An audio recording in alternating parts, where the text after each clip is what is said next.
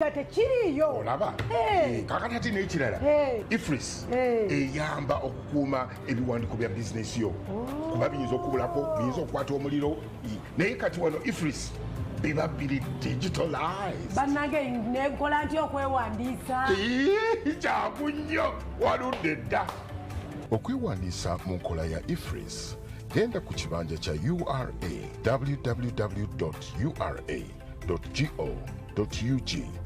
awo olondeko e-invoicing awo no ugoberere endagiriro URA tukulaakulanyize wamu Uganda.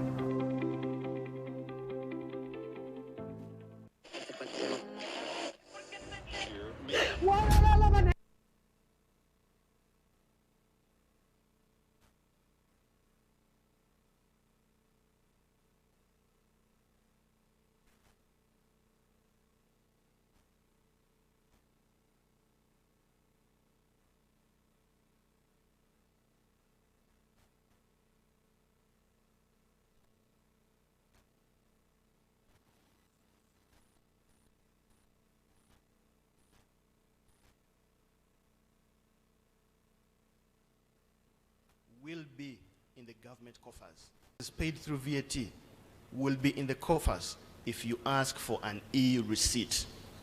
And there's a very big difference between an e-receipt and an ordinary receipt. So many of our vendors here would like to give you an ordinary receipt so that they can keep the VAT for themselves. With an e-receipt, we can track, we can trace, there is evidence that that VAT was paid and it will be remitted because it is electronic, it is digital.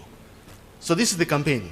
So in the past you may have seen the Ugandan Revenue Authority deploying staff at different supermarkets, hardwares, for compliance purposes to make sure people are using the solutions. But that can be very expensive, it is time consuming, and sometimes it can be confrontational. But when we invite you as customers to join in this compliance, and all you do is to ask for an e-receipt after every purchase, you will be enabling the compliance. So this is what I'm going to request of you. In this campaign, customers win prizes. And today, we would want to have at least 3 winners. And what do you do to win? 1, to participate in this campaign, you download the Mpa e-receipt application from the Google Play Store or Apple Store. Again, if you need Wi-Fi, we have free Wi-Fi. So I encourage you to download the Mpa e-receipt application because that application is where we want you to submit the receipts that you are getting from your normal shopping, and then you stand a chance of winning prizes. How exciting can it get? So ladies and gentlemen, I would like you to download the Mpa e-receipt application. When you download it, you do a one-time registration on it. So the first prize will go to the first person who will have downloaded and registered, because on the back end, we can know. So the first person to download and register the Mpa e-receipt application will win a prize. The second winner, we will ask a question, more or less about if. Once again, ladies and gentlemen, you're welcome to this post-budget engagement. And I've seen that our Commissioner Agent is already in the house. And I think our guest of honor is also about to come in, so we will be beginning shortly. Thank you.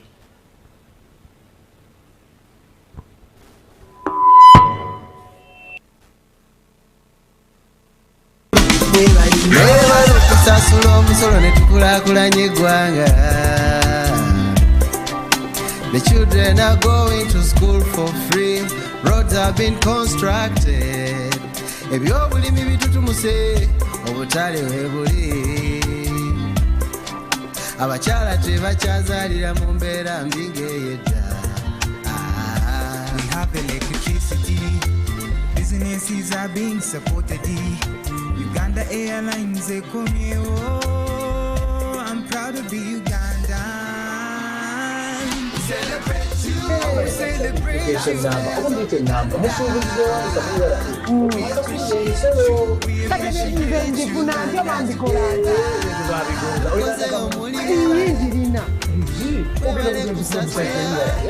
www.ura.go.ug awo nolondako e-services then nogenda ku team registration awo nooteramu n'enamba yo n'omwaka gwe wazaalibwamu amannya go gajja kwereta automatically awo nojjuzaamu n'ebirala bitono nnyo ebyetaagisibwa ng'ennamba y'essimu yo email address yo ne gy'obeera era nga bino osobola obisanga emabega wandaga muntu yo then nosubmitinga nga kamesagi kajja direct ku ssimu yo dakiika ntono nnyo nga sina bannange bintu bikolera ddala bannange obugayaavu kibi omanyi nti obugayaavu bukuza mu bannange weebale Dangote bannange omponyeza omanyi ebintu byange bingi byowonyeza okubbibwa nzizeyo mu URA mbalage nti nkirina. okubeera ne tini namba kikuyamba mu bintu bingi nnyo okugeza mu kusuubula n'okusuubuza eby'ebyamaguzi mu Uganda ne wabweru wa Uganda, okuddizibwa ensimbi okuva ku misolo gy'ozosasula, okufuna looni mu banka ez'enjawulo, okufuna layisinsi okuva mu government agencies zonna, okuwandiisa emmotoka yo n'okugula oba okutunda ettaka. URA tukulaakulanyize wamu Uganda.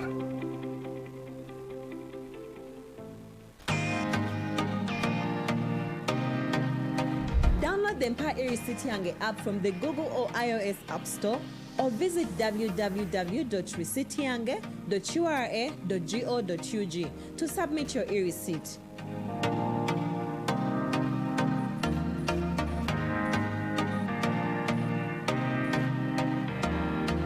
After downloading the app, click register, fill in your personal details of first name, last name, mobile number, gender, create PIN, date of birth, mother's maiden name, and register.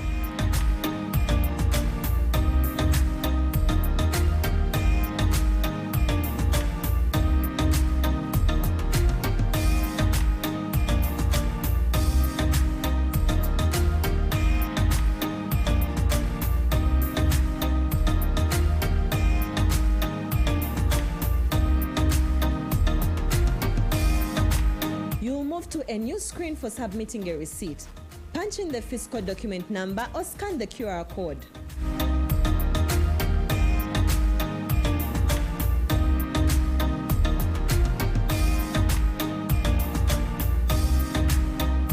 Select your district of residence.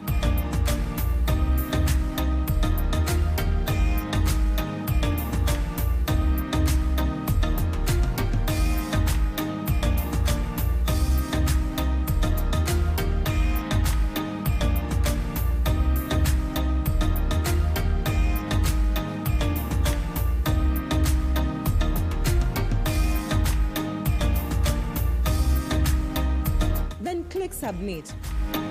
Congratulations, you have submitted your receipt.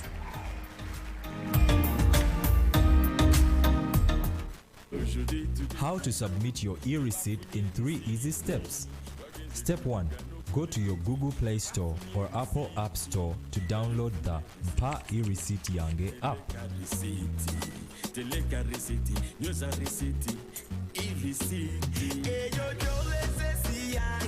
Step 2. Click on the register button. Step 3. Complete a one-time registration to submit.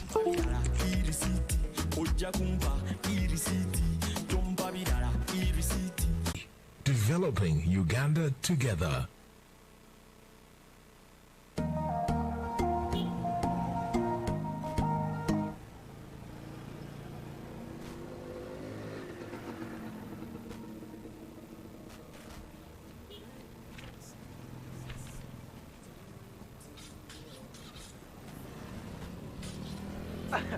Mugasha, did you see the game last night? I slept looking for a receipt. Up to now, I'm still looking for it. What kind of receipt?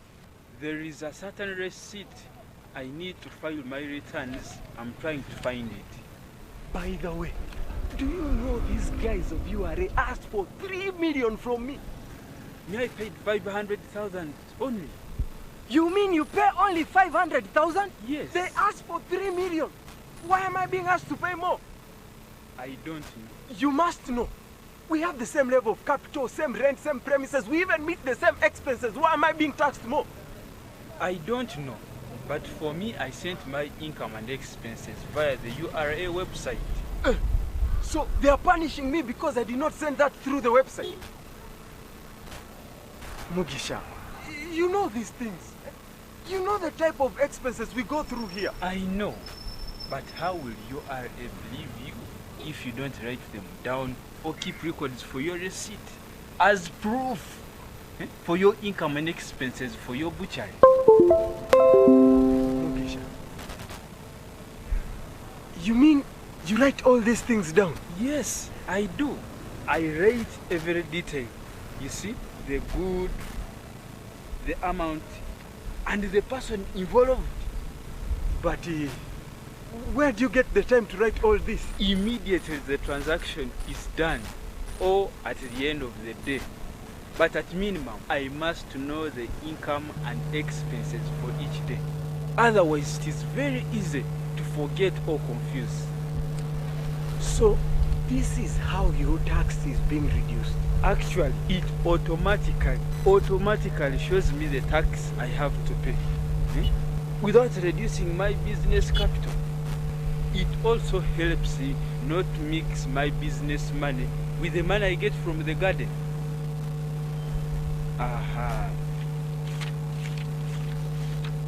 Do you know that this book is showing me that you haven't paid me the carton of soda I advanced you last month? Mugasha, do you also remember that? Yes. This book helps me to remember every detail about this shop. Mugasha, guy, you know things and you don't even tell me. You didn't ask. Try it. You'll thank me later. Let me first deal with the customer. But wait, don't forget to pay the URA tax in time. I won't. I will not. Okay.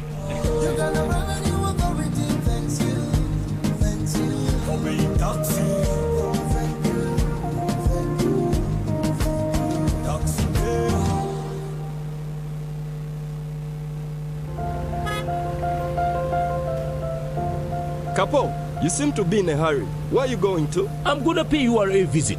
Why would anyone visit URA?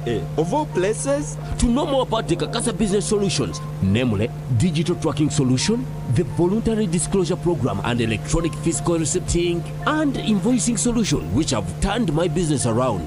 You know I need to be on top of my game to protect my empire.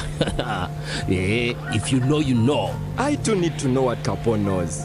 Kakasa, be sure you are in charge of your business. Uganda Revenue Authority, developing Uganda together. Wait, Abu, tunamaliliza. And what are you doing throwing papers all over the place? I'm looking for an invoice for a sound system and cables that I received yesterday, but I can't find it.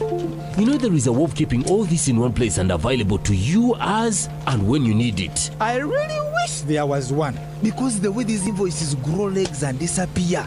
I believe this is what you're looking for. Now how did it get there? Tabo! Do you know that with EFRIS, you can stay on track of all your business transactions and improve on your record keeping? How so? Katituliku computer with EFRIS. I just search using the fiscal document number and I retrieve the records I'm looking for. Bookkeeping becomes simple after that. Capo, awesome, yeah. I began using URA's Kakasa solutions and now I'm in charge of my business, and you can as well. Kakasa, be sure you are in charge of your business. Uganda Revenue Authority, developing Uganda together. That's my little angel Rose. Together with millions of other children, my daughter Rose is assured of learning something new every day. Moses, my husband, just like many other commercial farmers, has his business supported so he can provide for us. When my other little one was on the way, even with my pregnancy complications, it was a quick, smooth ride to Mulago Specialized Women and Neonatal Hospital. Also, my new baby was able to make it through his first days with the help of specialized equipment, thanks to the reliable electricity which has also been extended throughout the country. All this and more has been made possible because of you. Join us and together let's do more for our country. Get your free tin at www.ura.go.ug. Thank you for paying your taxes. Uganda Revenue Authority, developing Uganda together. Acquiring a tin is now easier than ever before with a new interface that is brief, simple, and cuts out all the excess fields from previous applications. All you need is your national ID or driver's license or passports and internet access, and you're good to go. No more waiting in long queues, as you can now acquire a tin instantly from wherever you are. Remember, it's free. Experience our new and improved modern interface that is user-friendly. Thank you for paying your taxes. Uganda Revenue Authority, developing Uganda together.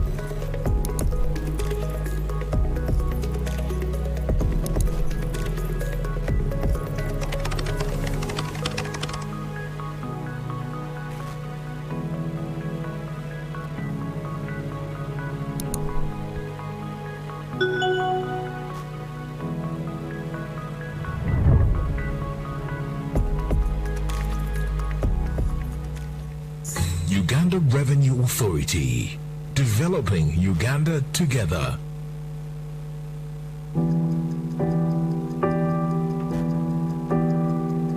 In chess, the small one can become the big one. It's the same here. And here too. Watch every move. Record every number so you can plan better.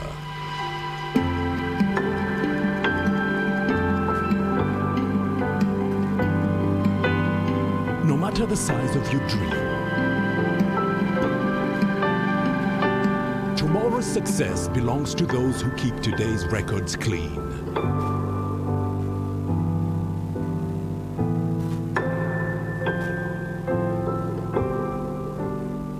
File your returns today. Uganda Revenue Authority, developing Uganda together.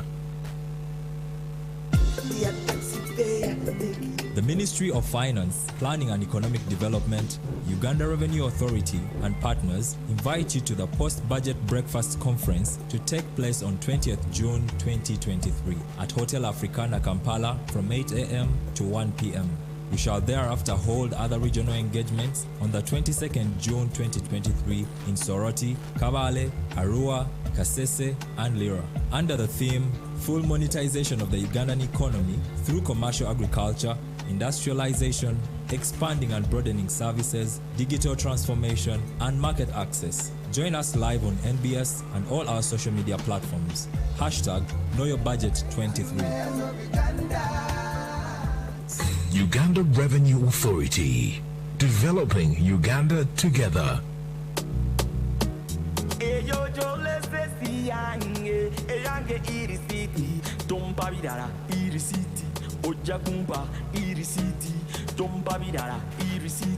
Ojakumpa e-receipt. Don't babidara. Mpa e-receipt yange. That's right. Insist on getting your e-receipt. It's your ticket to fantastic prizes, including motorbikes, laptops, fridges, and a fully paid 6-day safari for 2 in Uganda. Take a picture of your e-receipt, upload it to the URA website or mobile app, and you could be the lucky winner. The more receipts you upload, the higher your chances of winning. Terms and conditions apply. More details on our social media channels. Uganda Revenue Authority. Developing Uganda together. Ladies and gentlemen, a very good morning once again. We thank you for having made it this early. It's a brilliant morning. This is the post-budget engagement and dialogue, courtesy of the Ministry of Finance, Planning and Economic Development, hosted by the Uganda Revenue Authority. We would like to invite our principals, the chief guests, and the Commissioner General to join the platform so that we begin our program. We will be beginning with anthems, so I'll be inviting you at the right moment. Madam Sala Chelengat, you'll be accompanying the CG and the Honorable Minister at the front so that we could kick off our program. It's a very exciting moment, exciting day, especially to discuss and appreciate what our budget means to us, what opportunities they are in our budget.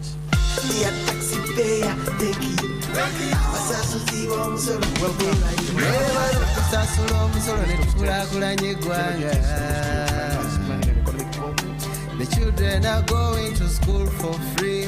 Roads have been constructed.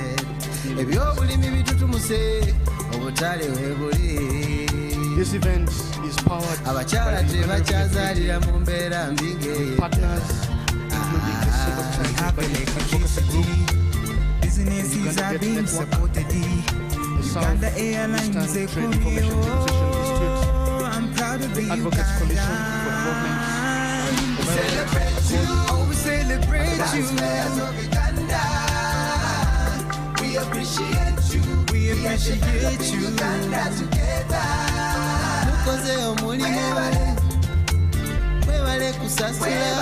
Ladies, thank you like for paying your taxes. Uganda Revenue Authority. Developing Uganda together. The national anthem and then the East African anthem. Could we have the anthems, please?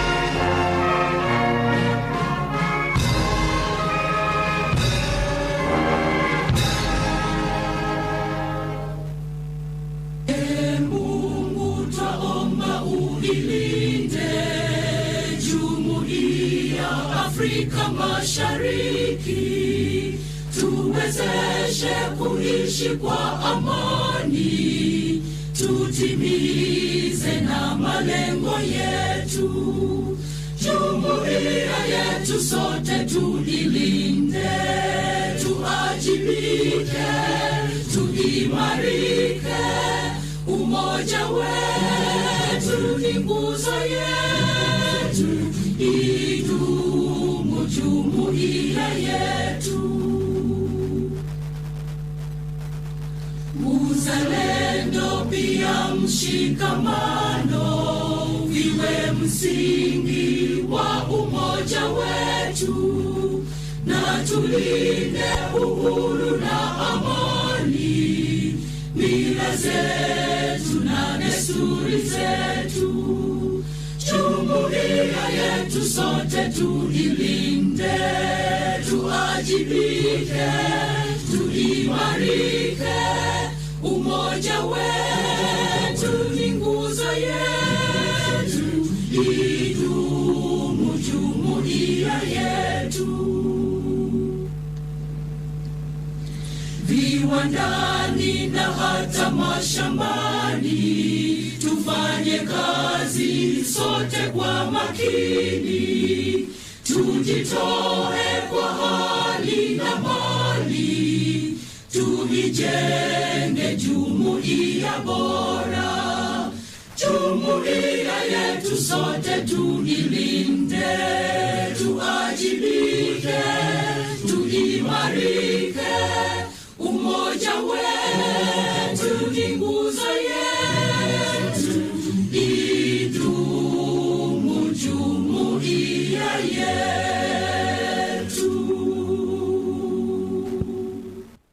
I would request to remain standing. I will invite Madam Agnes Asobola to lead us in a word of prayer. We make sure we're in the good hands of the Lord.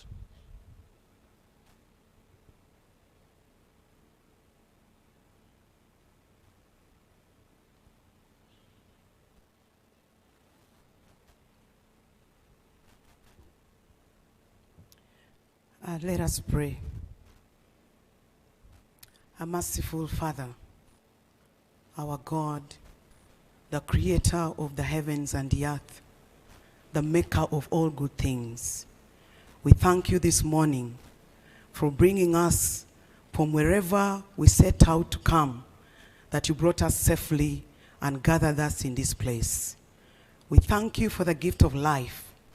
We thank you, Lord, for the opportunity we have to identify ourselves as Ugandans and as a people that you've called belonging to this land. We want to thank you because, Lord, the reason we are gathered here concerns our land and our welfare.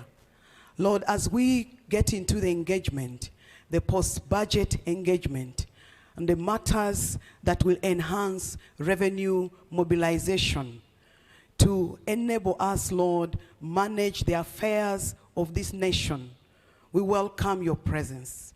We pray that, Lord, you take over the deliberations, the discussions, the questions, any areas that are not clear. Lord, I pray that let there be clarity. We commit all the panelists, all the discussants, oh God, that, Father, they'll be able to bring it in a simple way what changes have taken place regarding the budget of the next financial year. Lord, we believe that this nation is for you. And that's why our motto says, for God and our country. Therefore, Lord, come and take your place. We welcome your holy presence. Let the Holy Spirit hover over this place, that there will be order and there will be understanding and there will be appreciation. Father, bless every institution represented here. Bless our taxpayers, oh God. Father, when you bless them, they'll be able to return what belongs to the government. That, Lord, as they prosper, this nation will prosper. Therefore, Lord, I pray that make it easy for them to make benefits and profits from their businesses. We commit URA, that you've given the mandate, and the Minister of Finance to oversee the collection of revenue in this country. We pray, oh God, that you continue to uphold our right hand, that even as we do this mandate, oh God, we shall do them under your guidance. That at the end of the day, this nation shall be liberated from economic dependence. Father, we pray and we ask this in the name of Jesus. In Jesus' mighty name we have prayed. Amen. Amen. Ladies and gentlemen, please take your seats.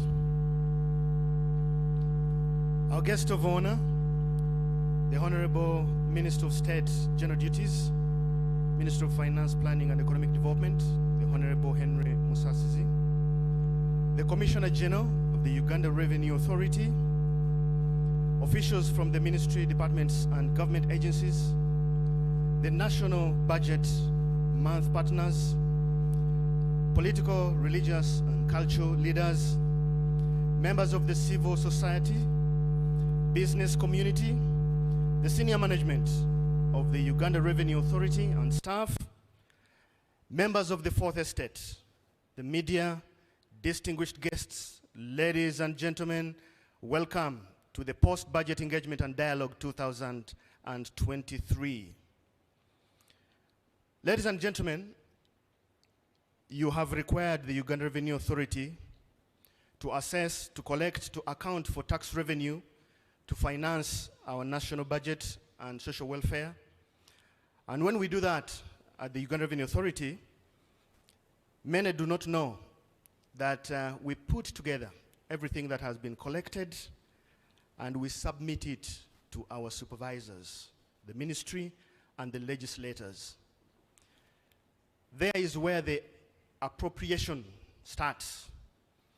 This is where they say 2.4 trillion on roads, 1.5 trillion on health, 1,000 billions on agriculture.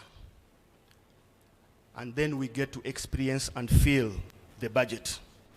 Of course, as URA, we also join the queue and also beg for more money to help us administer the same process of getting taxes.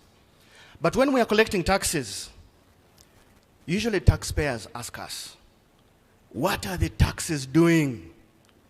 And therein lies our first challenge. And this is where we need to work together as stakeholders. But what do we say when they ask? Could you give me the because of you?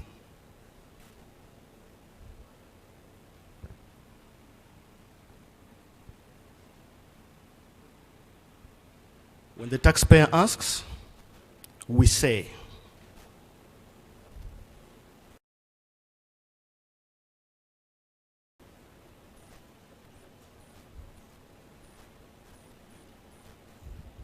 and hardworking. Uganda is rich in natural resources and hardworking people. But to turn these resources into real progress and development, we need to invest in our infrastructure, education, and health care. That's where taxes come in. When we pay our taxes, we are investing in our country's future. We are supporting the schools that educate our children, that care for our families, and the roads and bridges that connect our communities. And when businesses pay their taxes, they are contributing to the growth and development of Uganda's economy. They are helping to build a stronger, more prosperous nation for us all. So when you pay your taxes, you are investing in the future of Uganda and supporting the progress and development of our nation. Uganda is because of you. Uganda Revenue Authority, developing Uganda together. Ladies and gentlemen, the Uganda Revenue Authority is about cultivating a tax-paying culture by providing reliable services, exceptional leadership, development, and working with partners like yourselves. In this way, URA is able to mobilize revenue for our country's development in a transparent and efficient manner. Leading this service orientation and transformation at the Uganda Revenue Authority so that we can deliver to you a delightful client experience is the Commissioner General. Please join me in welcoming Mr. John Musinguzi, the Commissioner General of the Uganda Revenue Authority, to make the opening remarks.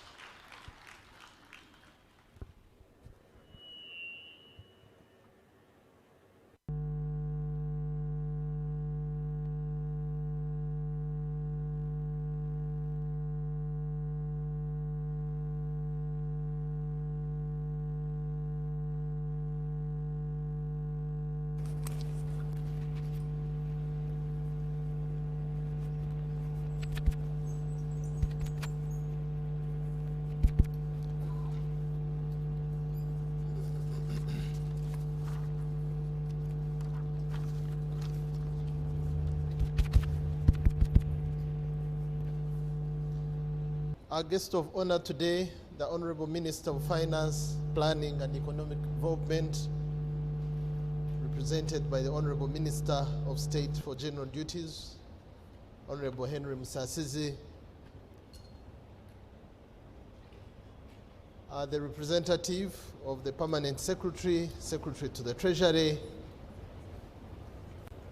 very distinguished and senior government officials from the different MDAs, our National Budget Month partners, our leaders present, the political, the religious, and cultural leaders,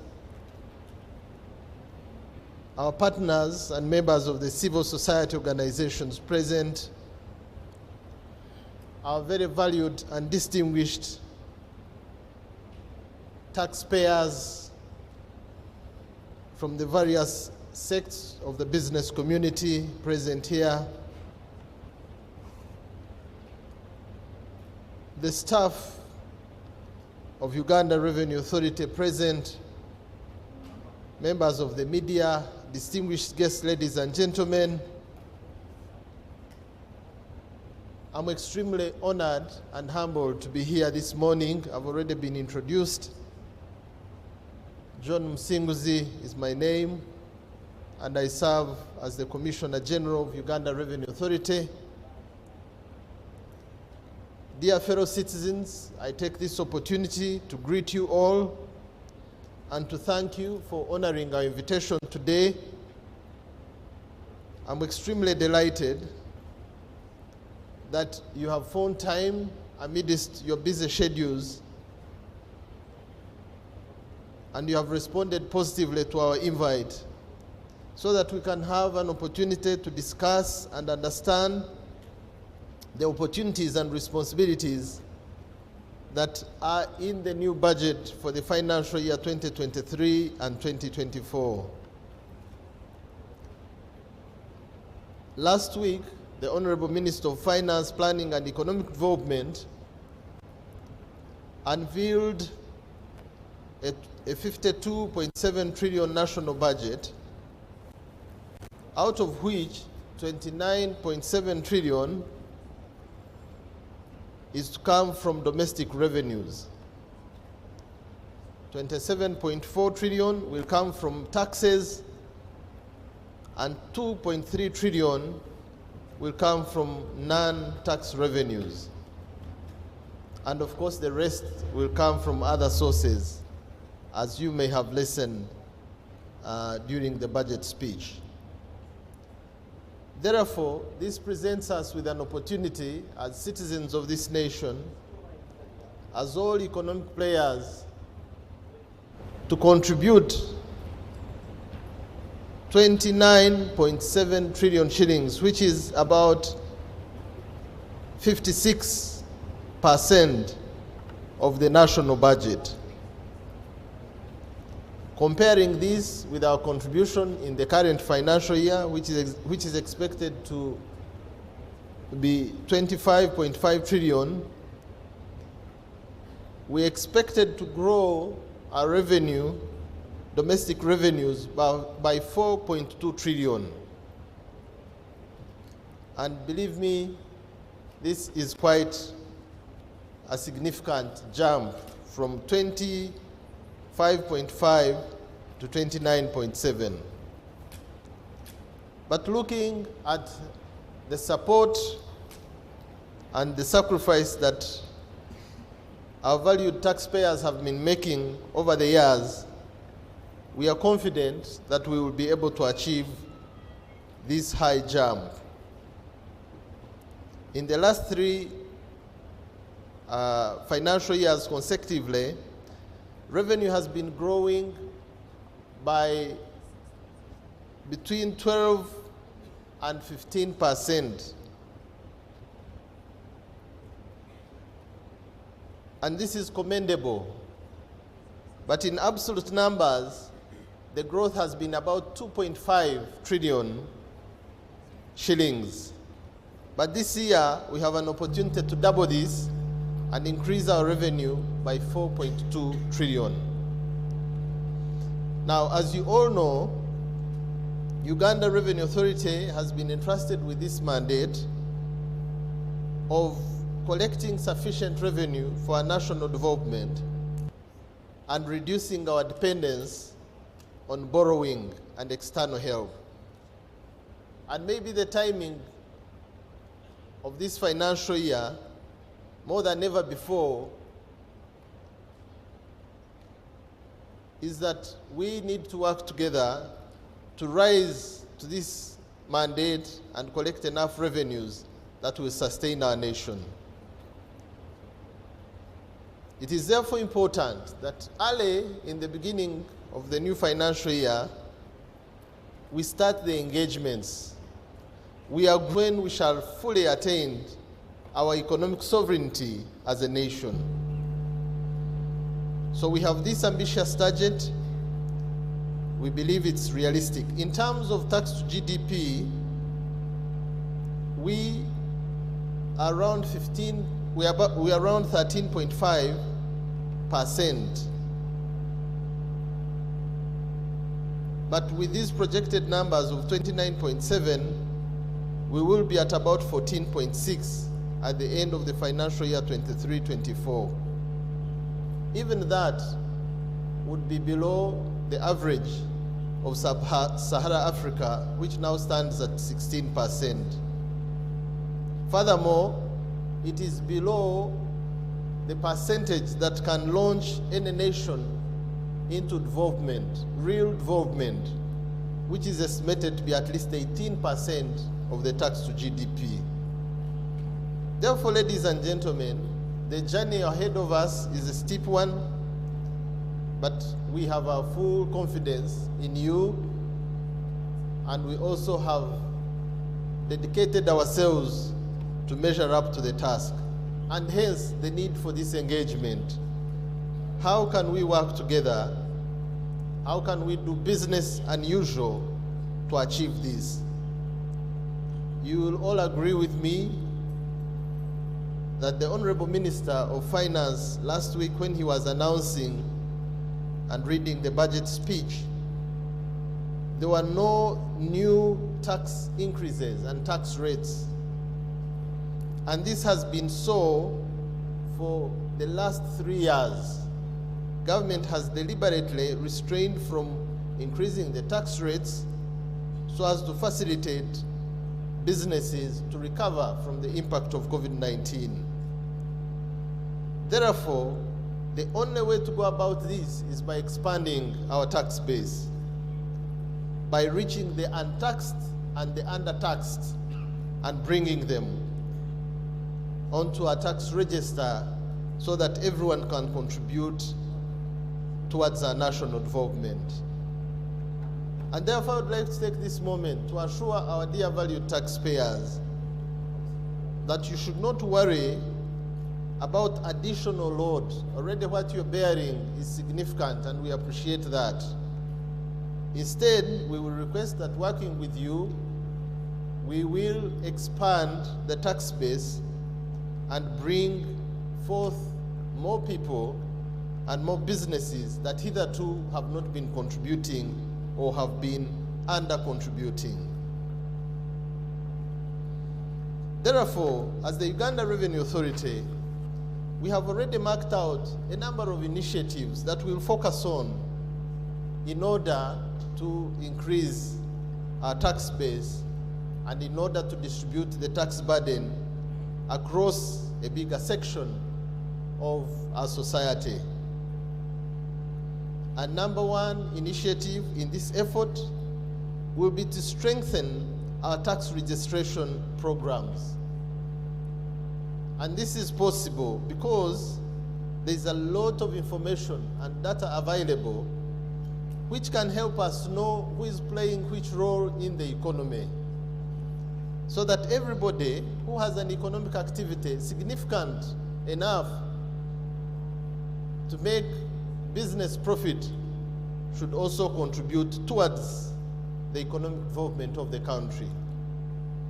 I'm happy to report to you, Honorable Minister, and all our distinguished guests today, that in the last 3 years, Uganda Revenue Authority has been able to identify an additional 1.5 new taxpayers who had never existed on our register. And we have increased our numbers from 1.7 to 3.2 today. Of course, identification of these taxpayers is one step, but there is a process of supporting them, of sensitizing them, of maturing them to a point when they can contribute significant revenue. But would like at this point to acknowledge and appreciate our partners, especially the different MDAs that have shared with us information and have collaborated with us in identifying new members or new taxpayers, including the Uganda Bureau of Statistics, the Uganda Registration Services Bureau, the local governments across the country, especially KCCA for our central business area, institutions of utilities like Womeme and National Water, institutions of government like NIRA and NITA, the NSSF, the Investment Authority, MDAs like Ministry of Lands and others. All these partners have given us credible support and have shared with us information that is helping us to identify new taxpayers and expand our tax register. However, this journey does not stop at identifying these taxpayers. As I've already mentioned, they'll have to be sensitized, they have to be educated, they'll have to be handheld so that they can willingly contribute towards the national development by paying their taxes. And therefore, our next area of focus is sensitization and mobilization of our citizens and all economic players. We are getting to a point when we agree that we can go far when we are in agreement with our partners. And therefore, the next area of focus for us as Uganda Revenue Authority will be on the sensitization and mobilization of all citizens. We'll take the opportunity to enlighten them about their responsibility as citizens of this country, but also their rights, so that their rights are not abused or are not trampled on by anybody.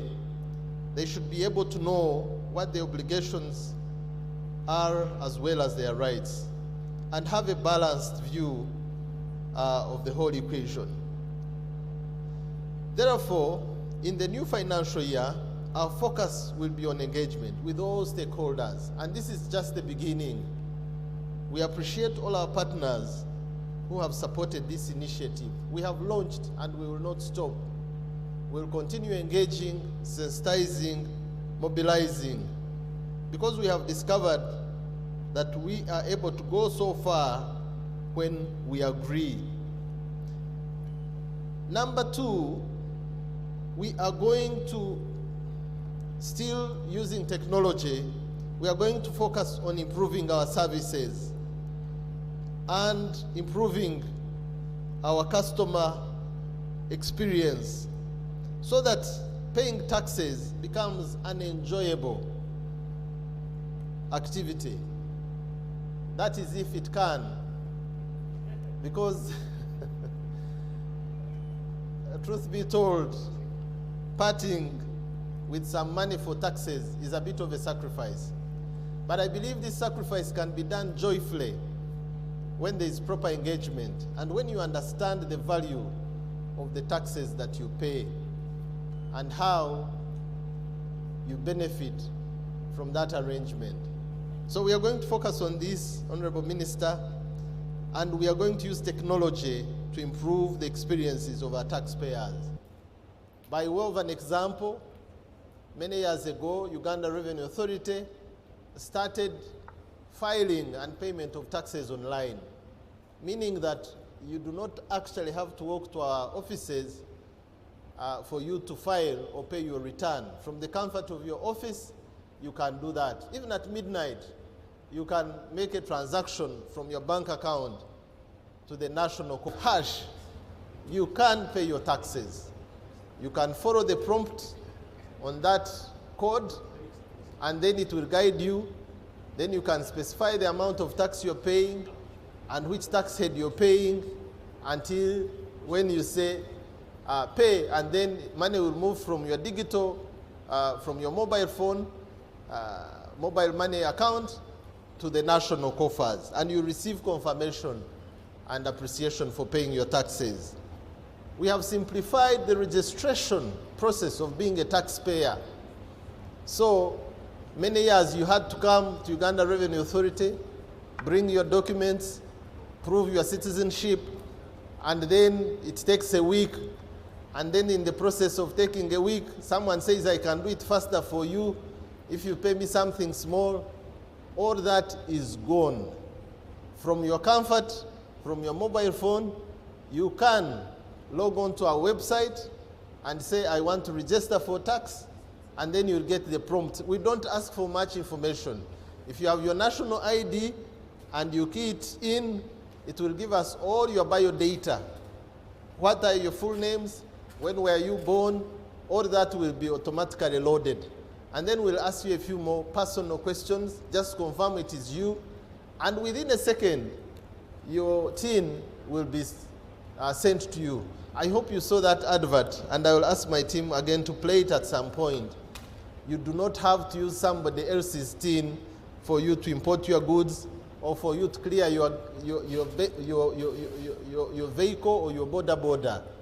That has been made possible. So those are a few examples. Of course, we have done a 24-hour contact center where you can still call, and we have toll-free lines, and we have WhatsApp lines. So we are trying to make ourselves available to serve and simplify and beautify the experience of our taxpayers. We have also launched a mobile tax office. We call it Tujenge. Tujenge meaning we build our nation Uganda. Tujenge Uganda. This bus will be reaching areas where we don't have offices. So people living far away from business, from our offices, we can find them where they are, register them, answer their tax questions, support them, but they can also pay their taxes from their areas of comfort. So these are some of the technology innovations. There are quite a number, and we have a number of publications. I'm sure you saw those documents as you entered. Make sure you grab a copy. But they all talk about the processes that we are making to simplify our taxpayers' experience. In the same breath, we want to use that technology to improve the accuracy of assessments of taxes. And some of the technologies we have rolled out are those that monitor indirect taxes. So an example of a technology like IFRIS. IFRIS is electronic fiscal receipting and invoicing solution. This helps monitor every sale that is made that has a VAT component. And therefore, at the end of a tax period, we can automatically know how much VAT you have collected. This is an indirect tax paid by the final consumer. Therefore, the kind of support we want from you, our valued taxpayers, is twofold. If you're a consumer, make sure that when you pay for your services and goods, you get an e-receipt. And we have launched a Mpa Receipt Yange campaign. This campaign, you'll be seeing communications about this campaign. Very, very important. Let's support that campaign by us consumers, and everyone is a consumer. So you do not need a TIN number for you to get an e-receipt. Why don't you put it in the corner? Okay. So you do not need a TIN number to have an e-receipt. So when you're buying goods and services, just tell the person who is providing you this to give you your e-receipt or IFRIS receipt. because that way you're sure that the taxes you've paid on this item or this service you have procured have been received in the National Treasury. And that is very important. But again, you, our partners and tax agents who are collecting this VAT, also support us by adopting this technology. I know the initial rollout has been a bit difficult. Some of the technology rollout has been hampered by use of gadgets where people do not have resources to buy the EFDs, and sometimes it is change management. So our appeal to you is please embrace this technology. It's good for us. It helps us bring and collect better the indirect taxes. Another technology we have rolled out is DTS, which is Digital Tracking Solution. And this one ensures that when you buy an item that pays excise duty, it has a stamp. I'll ask Abel to give me my bottle of water because there is evidence of a stamp there. I want to point to it. So every excisable good, and this includes water, soda, beers, when you're consuming, just check on top here on the cover, you will see some black print. It's very small print, so you have to have good eyes, not like mine, where you need goggles. But this print is a digital stamp, and it means this bottle of water has paid the right taxes. Same goes to cement, cooking oil, juices, and many other products that pay excise duty. Cigarettes, there is either a digital stamp like this one or a paper stamp. Either of the stamps is confirmation that the product is of good quality and it has paid taxes. So these are some of the initiatives that we are rolling out using technology to increase the efficiency in collection of indirect taxes. And it's my humble appeal that we all support as taxpayers, as consumers, as tax collectors and tax agents. Let's collaborate and support one another in improving the efficiencies around this. Of course, there are many benefits once we embrace this technology. On side of the taxpayer, there is efficiency in record keeping, there is accuracy in tax assessment, so we do not have to do audits. We will be having what you have sold, and that will be enough for us to know what taxes you've collected. And the same would go, would be true for your business's safety. You'll be sure that you're not losing your stock, either to your workers or other people. Now, Honorable Minister, those are some of the mentions of the areas where technology is helping us. But I could go on and on. We have brought on board a solution called BWIMS. BWIMS is for Bonded Warehouse Management Information System that basically improves the whole experience of goods that come through. We have rolled out non-intrusive scanning that also takes away the burden of a lot of time spent on physical verification of goods because we can scan them and see them. And then there is a single electronic window which also helps the customer experience. So technology is helping us move forward. And I'm so happy that it's part of the theme of this year's financial year's budget, which is about digital transformation of our society. So we are beginning with revenue collection. Now, Honorable Minister, distinguished guests here present today, we cannot stop at improving our services, but we are taking a step further to better our relationship with our taxpayers. And this one, I want us to be honest. We know that we've had a good relationship for the last 30 years or 32 years now since Uganda Revenue Authority was created. But we also know that this relationship can be improved. And as Uganda Revenue Authority, we are dedicating ourselves towards a better relationship with our taxpayers. How shall we do this? The elements of improving our service delivery have already been mentioned. We want to improve your experience. But also the approach, the suspicion, the attitude towards one another must change. For the right reasons, some taxpayers have noted us as tough, harsh, ruthless people who just want to take your money and do not care about the improvement of your businesses. This attitude or conception we must improve. We cannot allow that to go on and expect to have a good relationship with our taxpayers. And of course, at the back of our minds, if we are to be honest, we also have some suspicions about taxpayers. We think they don't want to pay, they only pay when you catch them. We think they go the full length to falsify records to avoid taxes and so on. And maybe this mutual suspicion is not just limited to our environment here in Uganda, but probably across the nations and across the ages. But at the same time, we, in spite suspecting one another and running after each other and sometimes being rude to one another, we have not gone far as a nation. Our tax to GDP is stagnant. It has oscillated between 10 and 13% for almost the last 20 years.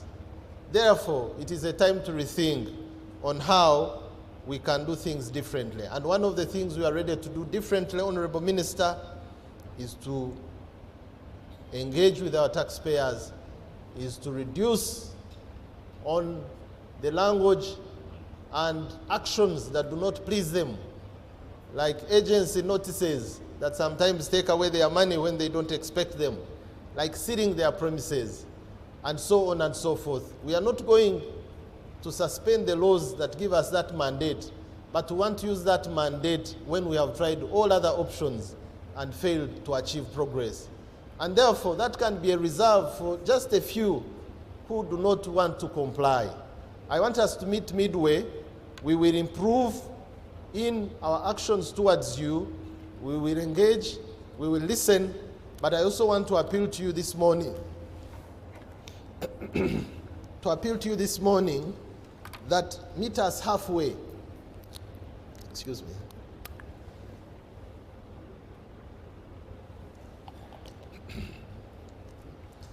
Meet us halfway, be compliant, embrace these technologies that we have introduced. Don't use them only when you choose. I've been in a number of businesses, Honorable Minister, supermarkets when I'm going home, and then I generously buy the things that I need to buy for my family, and when I ask for an e-receipt, those people serving me are not ashamed to tell me a lie. Many times they don't even recognize who I am. They tell me, we need your tin. Please, that is not honest. You don't need my tin because I don't want to go and claim this VAT. I just want to make sure that VAT has gone to government. Twabaramsya okurwa mu Uganda Revenue Authority ningaba muri mwabo mu So embrace file the right return. Twabaramsya okurwa mu Uganda Revenue Authority ningaba muri mwabo mu kumanya nka URA tuisha kuregisteringa ekiraba kweta tin eji no office erukutambura oba mobile office eji office ne kuyamba kwika omurichweka chone chorumu tubasa kuregisteringa ekiraba kweta tin numbers oba tax identification number tin ejo ne kuyambeta tini ne kuyamba wabo ine business tochibasa kushashara license otine kiraba kweta tin tinejo tochibasa kuhindura kadi imwe bine boda boda tokubasa kuhindura kadi kugitoma mazina gawe otine kiraba kweta tin abine motoka torukubasa kuteka kado mazina gawe otine kiraba kweta tin sono itaga tinejo okubasa kukora ebyo byona nabita kano itaga tina one of ne chapa bakubuza ekiraba kweta tin abine amaju noyetaaga teenager nabwe noija basi obasa kufuna teenager teenager neyabusha kandi okufuna tini noyetaaga ki noyetaaga kiturukweta endangamuntu ninga shiwabo tine endangamuntu abamwe murimwe mwine driving permit nabwo nobasa kwijana driving permit nayo nekuyamba okufuna tini ninga shaba mwe toine driving permit toine endangamuntu konka oine kiraba kweta passport noijana passport yawe tubasa kuyamba tukuregister tukushashuza sente zona kandi wija nogifundaho ukija abasi yitu notukuregisteringa ogenda nayo tero kutwara bwire bwinje dakika nk'itano zonka nofuna tini yawe mwe bari mnonga. Uganda Revenue Authority, developing Uganda together. About 6 months ago, twabaramsya okurwa mu Uganda Revenue Authority ningaba muri mwabo mu kumanya nka URA twisha kuregisteringa ekiraba kweta tin eji no office erukutambura oba mobile office eji office ne kuyamba kwika omuricweka chone chorumu tubasa kuregisteringa ekiraba kweta tin numbers oba tax identification number tinejo ne kuyambeta tini ne kuyamba wabo ine business to kibasa kushashara license otine kiraba kweta tin tinejo to kibasa kuhindura kadi imwe bine boda boda to kubasa kuhindura kadi kugitoma mazina gawe otine kiraba kweta tin abine motoka to kubasa kuteka kado mazina gawe otine kiraba kweta tin sono itaga tinejo okubasa kukora ebyo byona nabita kano etaga tina one of nechapa nabakubuza ekirwa kweta tin abina amaju no etaga tinejo nabwe no ijaha basi obasa kufuna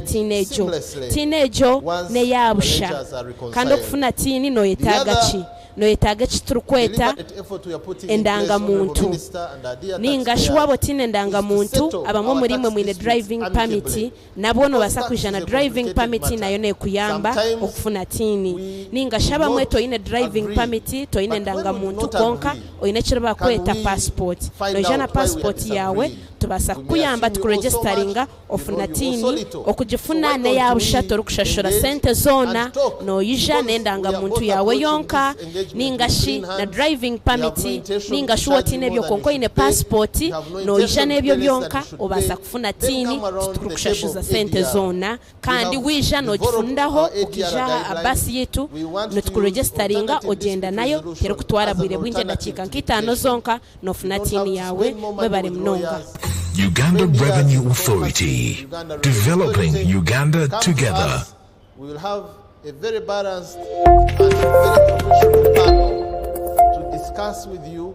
Twabaramsya okurwa mu Uganda Revenue Authority ningaba muri mwabo mu kumanya nka URA twisha kuregisteringa ekiraba kweta tin eji no office erukutambura oba mobile office eji office ne kuyamba kwika omuricweka chone chorumu tubasa kuregisteringa ekiraba kweta tin numbers oba tax identification number tinejo ne kuyambeta tini ne kuyamba wabo ine business to kibasa kushashara license otine kiraba kweta tin tinejo to kibasa kuhindura kadi imwe bine boda boda to kubasa kuhindura kadi kugitoma mazina gawe otine kiraba kweta tin abine motoka to kubasa kuteka kado mazina gawe otine kiraba kweta tin sono itaga tinejo okubasa kukora ebyo byona nabita kano itaga tina one of nechapa bakubuza ekiraba kweta tin abina amaju no etaga tinejo nabwe no ijaha basi obasa kufuna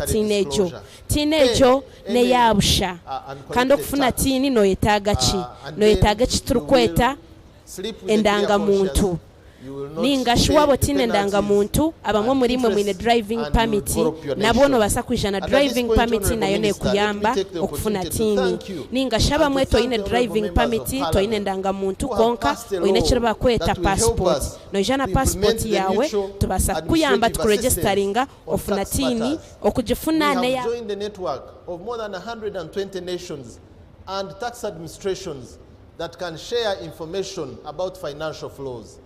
So, effective 1st July, once His Excellency the President signs this into law, we will have enormous data about financial flows. And therefore, this would be a good timing for those previously who have not been declaring fully the earnings and paying the right taxes on those earnings, because now we'll have clear visibility of how much money has flown across the world in those many countries that are part of this mutual recognition arrangement. And therefore, once we discover, then that becomes an issue that has to be penalized, and interest and penalty will be applied. But once you voluntarily disclose, then you are saying, okay, I'm ready to pay the principal tax that I did not pay, and to have a clear conscience. So I want to encourage our distinguished taxpayers, embrace voluntary disclosure. It will save you some money. It will give you a better relationship with the tax administrators. Honorable Minister, in the interest of time, I want to conclude my remarks this morning by speaking a little on the way forward. Way forward on the side of Uganda Revenue Authority is that we have redefined our mission and vision. And we are going to be guided by the 3 core values which are showing on these banners. Value number 1 is patriotism. We know that God has given us the opportunity to serve our nation, and we'll put the love and the service of our nation before our own interests. The next one is integrity. It is a service that will give our nation with clean hands. And finally, it is professionalism. So we want you to hold us accountable on those 3 core values. If you find us lacking in any of the 3, please challenge us. Please escalate and inform the leaders. Please refuse anything unprofessional, refuse anything corrupt, refuse anything selfish from our side, because that is what we stand for at Uganda Revenue Authority. And that is what we ask our partners and our taxpayers to join us on that mission, so that we can build our nation together. As we close this financial year, I want to take a very deliberate effort. And on this point, I will ask my colleagues from Uganda Revenue Authority to put our hands together for our taxpayers who have made very a very sacrificial move to pay selflessly, because I've already mentioned the limitations we have on our tax register. Very small numbers out of 45 million Ugandans. I've already talked about the challenges we've had in efficiently monitoring all tax heads, including the indirect tax heads. But those Ugandans, those economic players in our nation who have sacrificially paid their taxes on time, have sustained us. And as at the close of the last month of May, they had already collected a figure higher than the taxes we have ever collected in the past, 21.7 trillion. And we are looking at them contributing 25.5 at the end of this financial year. So let me ask the Uganda Revenue team to clap for our taxpayers.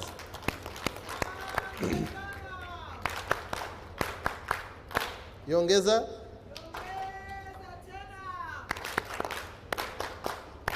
Honorable Minister, we thank the Ugandan taxpayers for making this sacrifice, for making our government operate. I heard the Honorable Minister appreciate this effort. He confirmed that for the first part of this financial year, there was no borrowing because the domestic revenues were able to support the government programs. It's because of the sacrifice and dedication of these taxpayers. We appreciate you, we value you, and we thank you. Even as we close the financial year, left with just 2 weeks, this week and next, less than 2 weeks, we are banking on you to pay your taxes. This particular month is very important because this is when we pay our income taxes. And for some businesses, they'll be paying their final tax for the financial year that passed, for the last calendar year. But at the same time, others will be making a provisional payment. There will be no penalty for over-providing. I'm looking at the tax experts. Peter, am I correct? So don't worry about being generous. in paying your income tax. If you over-provide in the last half, you will still have your credit. But there is penalty for under-providing. Is that so, Sarah? So I'm just stealing for you exams. Please don't under-provide because you'll be penalized. Pay generously your income tax. And that is for the big guys who support this economy and who pay generous contributions and who file returns. But even the small guys, the ordinary businesses, I run a shop and its turnover is above 10 million Uganda shillings. Just pay your 80,000. Please, as you get out of this room, make sure you pick a flyer that talks about presumptive tax. So if your turnover is just above 10 million Uganda shillings, you are only asked to contribute 80,000 shillings. If you own a border, you are only asked to contribute 20,000 shillings for a whole financial year. That is your advance and final income tax. So can everybody, small and big, do the noble thing, pay their contribution towards the development of our nation? Now, fortunately, I've already explained the simplified mode of payment. You don't have to walk to URA. You don't have to look for a tax office. Just get your phone, whether it is a Kabiriti or a smartphone, they all can obey the rules of USSD payments. Press *285# and follow the prompts on there and pay your tax. But of course, if you have the time, walk to our offices and pay your tax, or walk to your bank and pay your tax. So my prayer and final appeal to you, ladies and gentlemen, is that as we close this financial year, let us all file and pay our taxes on time. The closing date is 30th of June. Those who want to take advantage of the voluntary disclosure, you can pay any amount, because when we come, you will say, yes, I knew I had not paid this tax. Now we can reconcile the numbers and figures. So take advantage of voluntary disclosure, pay your taxes, pay your income taxes, pay all your other taxes, VAT and others, so that we finish and end this financial year successful. Finally, I would like to thank you, Honorable Minister, and to thank the entire team at the Ministry of Finance for the great leadership in budgeting for our nation. Looking at the theme of the next financial year, it is talking about adding money to the entire spectrum of our economy: agriculture, industrialization, digital transformation. Everybody will benefit from this budget. So I thank you, Honorable Minister. I thank the team at the Ministry of Finance for coming up with a good budget, pro-people budget. Twabaramsya okurwa mu Uganda Revenue Authority ningaba mulimu abamukimu kumanya nka URA twisha kuregisteringa ekiriba kweta tin eji no office erukutambura oba mobile office eji office ne kuyamba kwika omurichweka chone chorumu tubasa kuregisteringa ekiriba kweta tin numbers oba tax identification number tin ejo ne kuyambeta tini ne kuyamba wabo ine business tochibasa kushashara license otine ekiriba kweta tin ejo tochibasa kuhindura kadi imwe bine boda tokubasa kuhindura kadi kugitoma mazina gawe otine ekiriba kweta tin abine motoka torukubasa kuteka kado mazina gawe otine ekiriba kweta tin sono itaga tin ejo okubasa kukora ebyo byona nabita kano itaga tin one of nechapa nibakubuza ekiriba kweta tin abina amaju no itaga tin ejo nabwe no ijaha basi obasa kufuna tin ejo ne yabusha kando kufuna tin no itaga chi no itaga chiturukweta endanga muntu ninga shwabo tine endanga muntu abamwe murimwe mwine driving permit nabono basakwijana driving permit nayo ne kuyamba okufuna tini ninga shaba mweto ine drive. My sincere privilege and honor to invite you to come and speak to this very distinguished audience. Thank you, Honorable Minister. Put it on, you can put it.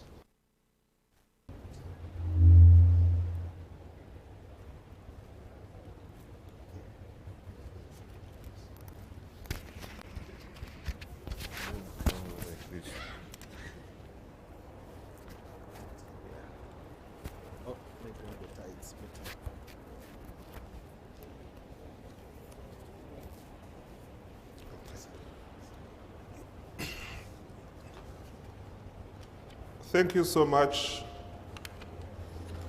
the Commissioner General of Uganda Revenue Authority,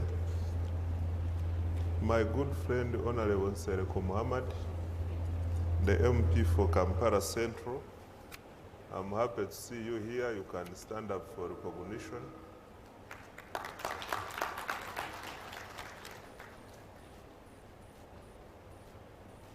Senior staff from Uganda Revenue Authority, our dear taxpayers, the board of directors, management, and all the staff of URA, civil society. I can see my friend Arthur, Dr. Arthur, and the CS Bag, Julius Mukunda, distinguished participants, ladies and gentlemen, I greet you all. It is with this immense pleasure and honor that we witness yet another annual engagement on the budget, and I want to appreciate you all for coming to participate in this engagement. I wish to thank our taxpayers for the tremendous job you have done of ensuring that the budget is financed year after year. And I also want to thank Uganda Revenue Authority for organizing this event.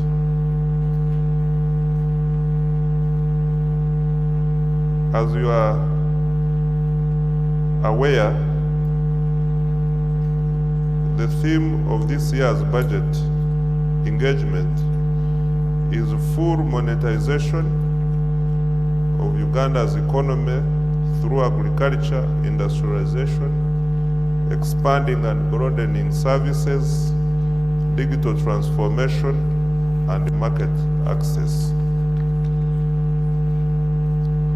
The preparation of the budget estimates for financial year 2023-24 started in September 2022, involving wide consultations with the stakeholders, including His Excellency the President of the Republic of Uganda, the Cabinet, Parliament, ministries, departments and agencies, and local governments, civil society, development partners, the private sector, the academia, and the community leaders.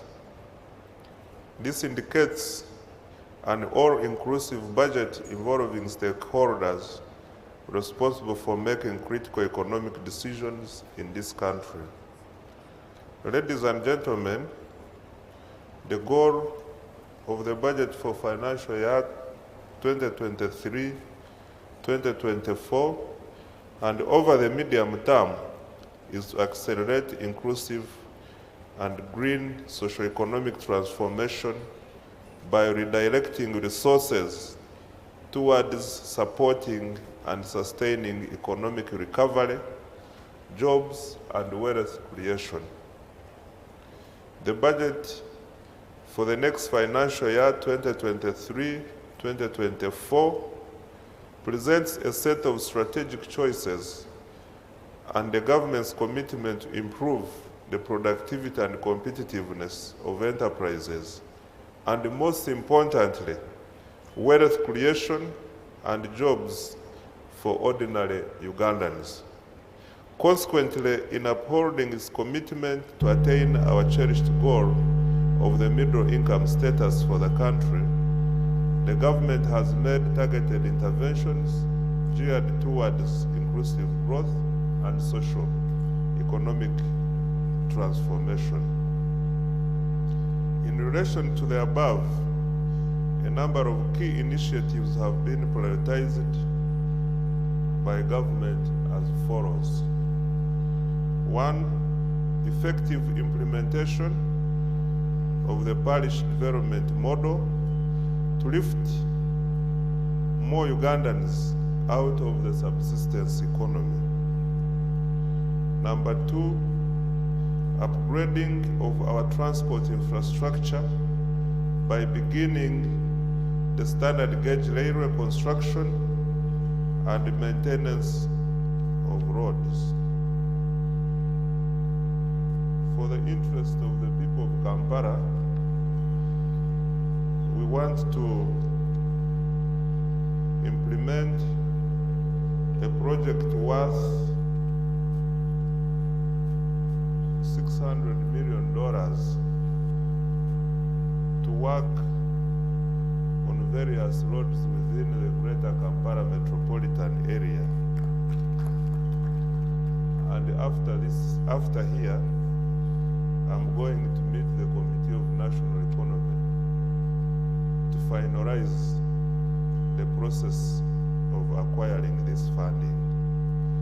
I'm sure when Sereko gets the microphone, he will appreciate government for the intervention, because he has been at the forefront of fighting to ensure that Kampala roads within the city and the metropolitan area are improved. And I want to thank him for checking us as government. Number 3 is promoting the use of small-scale solar-powered irrigation to adapt ourselves to the climate change. And 4 is building infrastructure in industrial parks, connecting them to electricity, water, paved roads, ICT, and other infrastructure. 5 is investment in the oil and gas to start production on schedule. 6 is support science-based research and development to kickstart the knowledge-based economy. 7 is continued support to the private sector to access affordable credit through Uganda Development Bank, Uganda Development Corporation, Agricultural Credit Facility, Small Business Recovery Fund, Emyoga, etc. The teams here, I know there are a number of questions around these areas I have mentioned. The teams here, both URA and our mainstream staff from the ministry who are here, Jim is here, and the team, they will be able to respond to the issues which will arise from the discussions. Number 8 is investment in tourism promotion and development to market Uganda. 9 is enhancement of domestic revenue mobilization to collect more resources to finance our development agenda and reduce borrowing. And number 10 is continue investment in peace and security. Security being a bedrock for socio-economic transformation. In order to achieve all the above, we need sustainable funds to manage the resource envelope. Hence, the need for increased and enhanced capital is required. What is our strategy for this financial year, for this fiscal year? Uganda's economy has continued to grow steadily fast. GDP growth for the year ending June 30th, 2023 is projected at 5.5% compared to 4.97% last year. The revenue collection target for financial year 2023-24 budget is projected at 52.753 trillion compared with 48.130 trillion this financial year. Collections from domestic resources will amount to 33.341 trillion, while project support will amount to 8.256 trillion. Budget support will amount to 2.782 trillion, and finally domestic refinancing will amount to 8.358 trillion. Next financial year, 2023-24, economic growth is projected to reach 6% and an average of 7% over the medium term on account of increased oil and gas activities, increased production arising from implementation of the Parish development model, regional trade, and improved global conditions. Therefore, by the end of financial year 2023-24, Uganda's GDP is projected to expand up to Uganda shillings 206.54 trillion, an equivalent of $54.99 billion. This in turn is projected to grow our GDP per capita to US dollars 1,182, up from $1,093 this financial year ending this June. Inflation is reducing steadily thanks to our well-coordinated fiscal and monetary policies. Headline inflation reduced to 8% last month and is expected to decline further this month. This implies that the cost of living will soon reduce back to pre-pandemic levels, affordable by a medium Ugandan.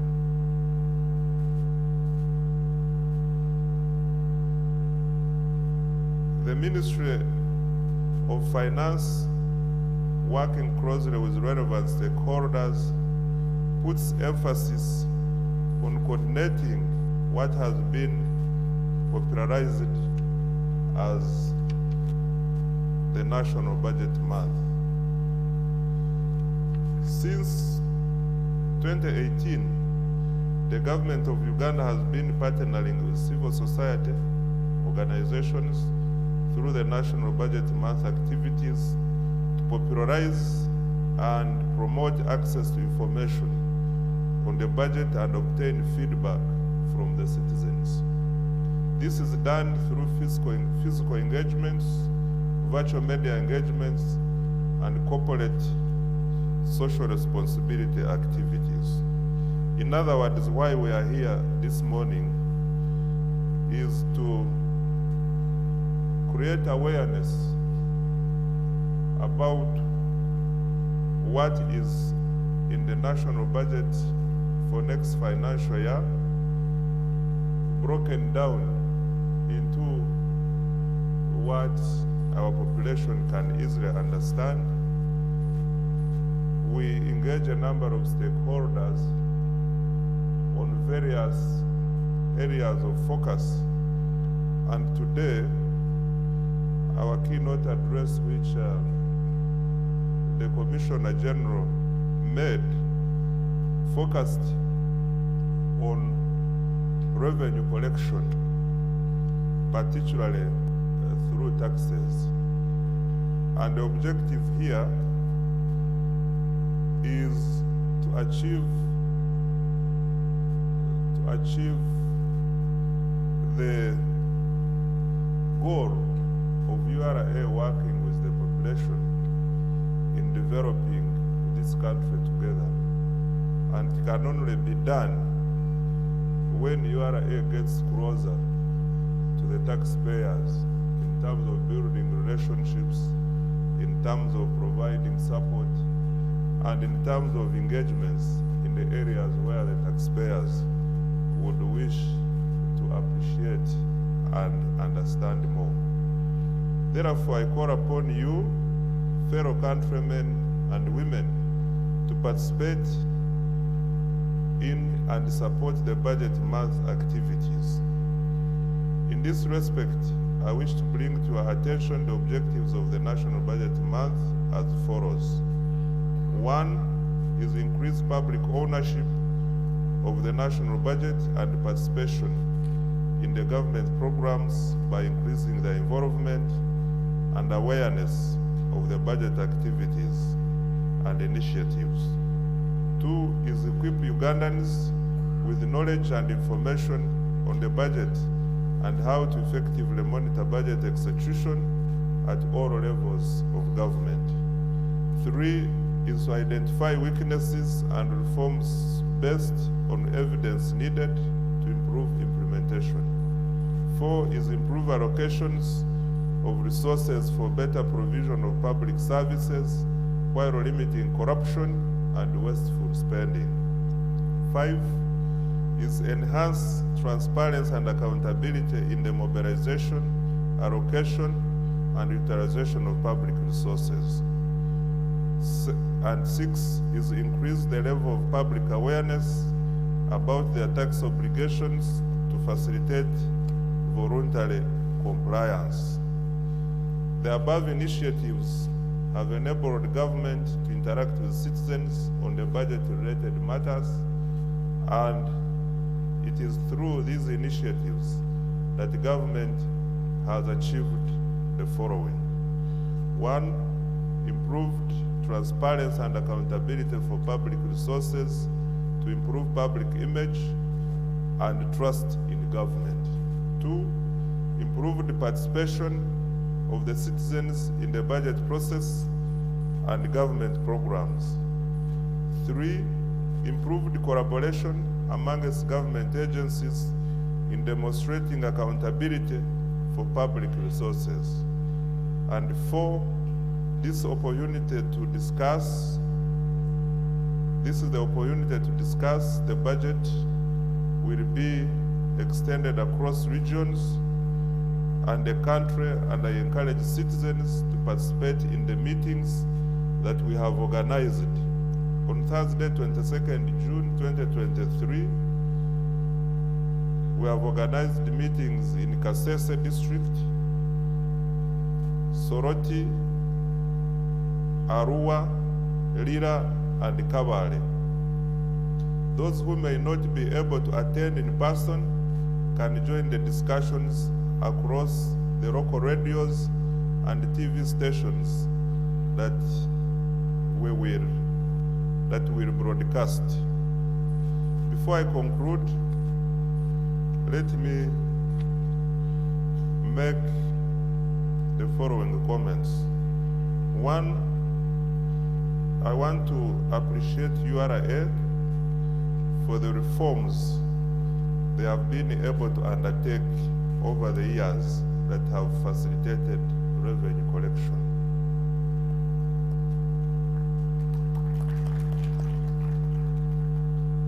Number 2, I want to appreciate URA for making a very significant effort in fighting corruption.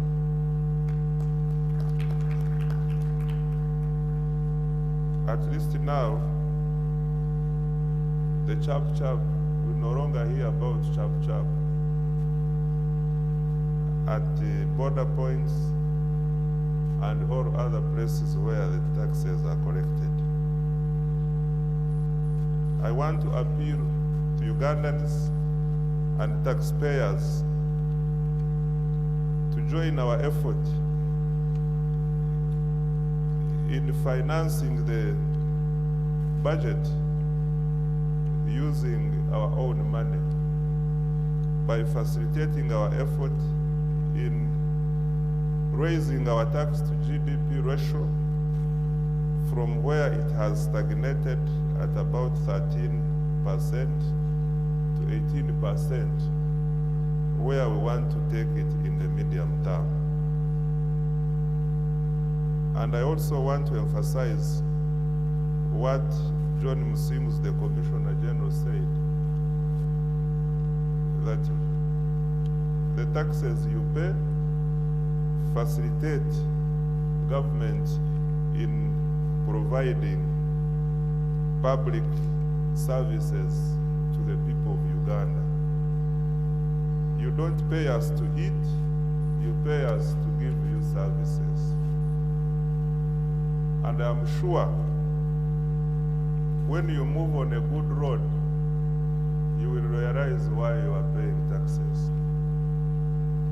When you go to a hospital and you are given good treatment, you will feel happy for paying taxes.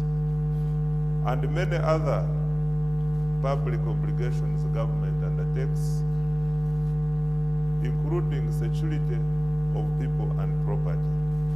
Therefore, I want you to join us in this effort. I want to make a commitment that as we ask you to pay us taxes, we also have a feeling for your businesses.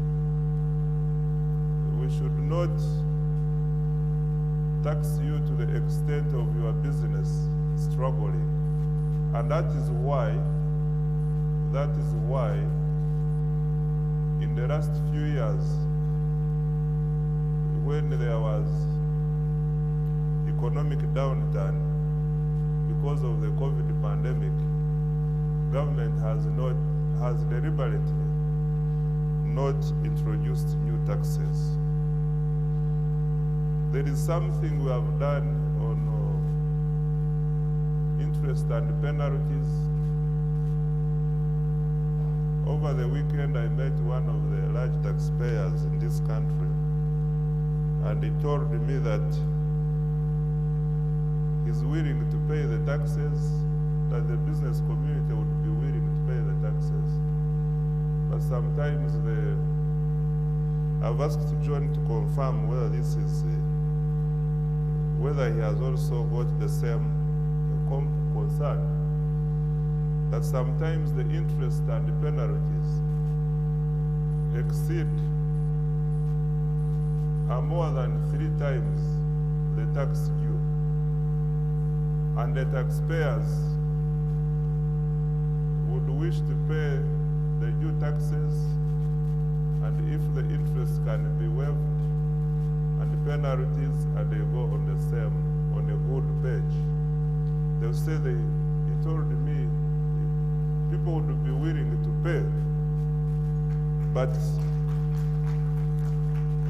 John, have you seen?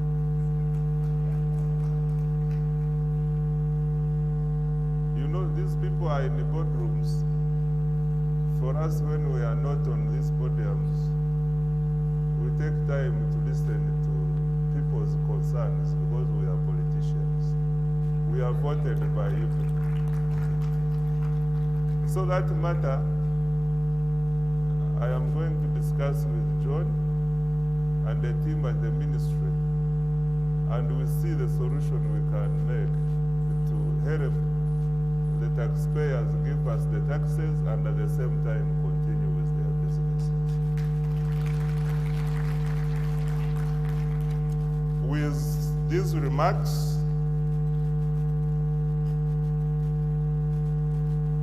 I declare this engagement officially open. I thank you very much.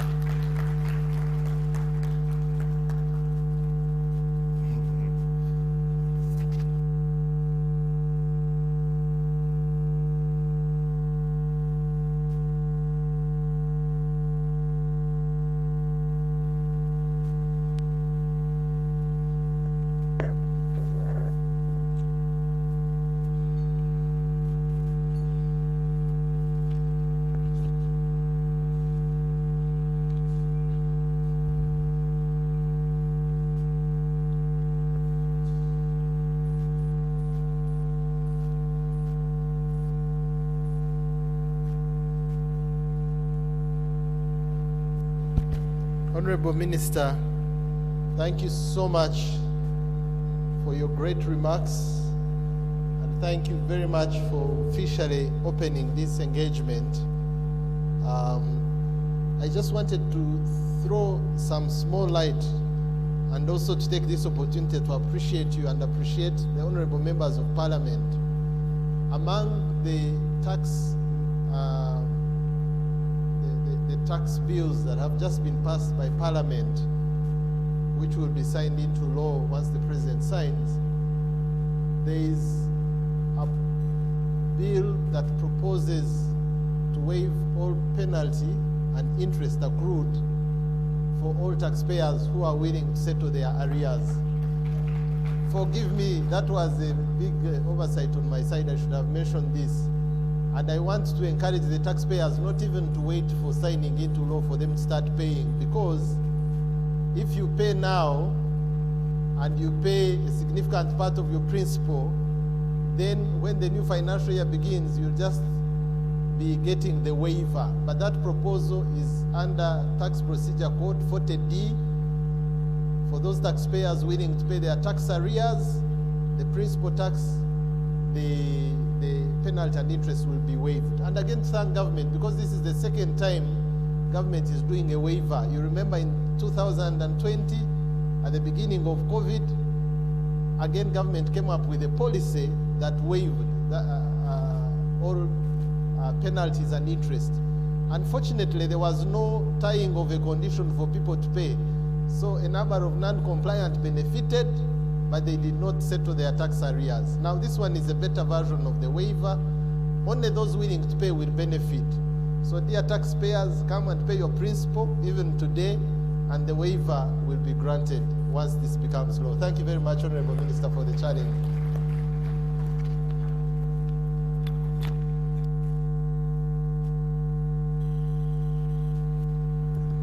Ladies and gentlemen, that was the Honorable Minister and the Commissioner General. We usually say Asante Sana at the Ugandan Revenue Authority. Asante Sana.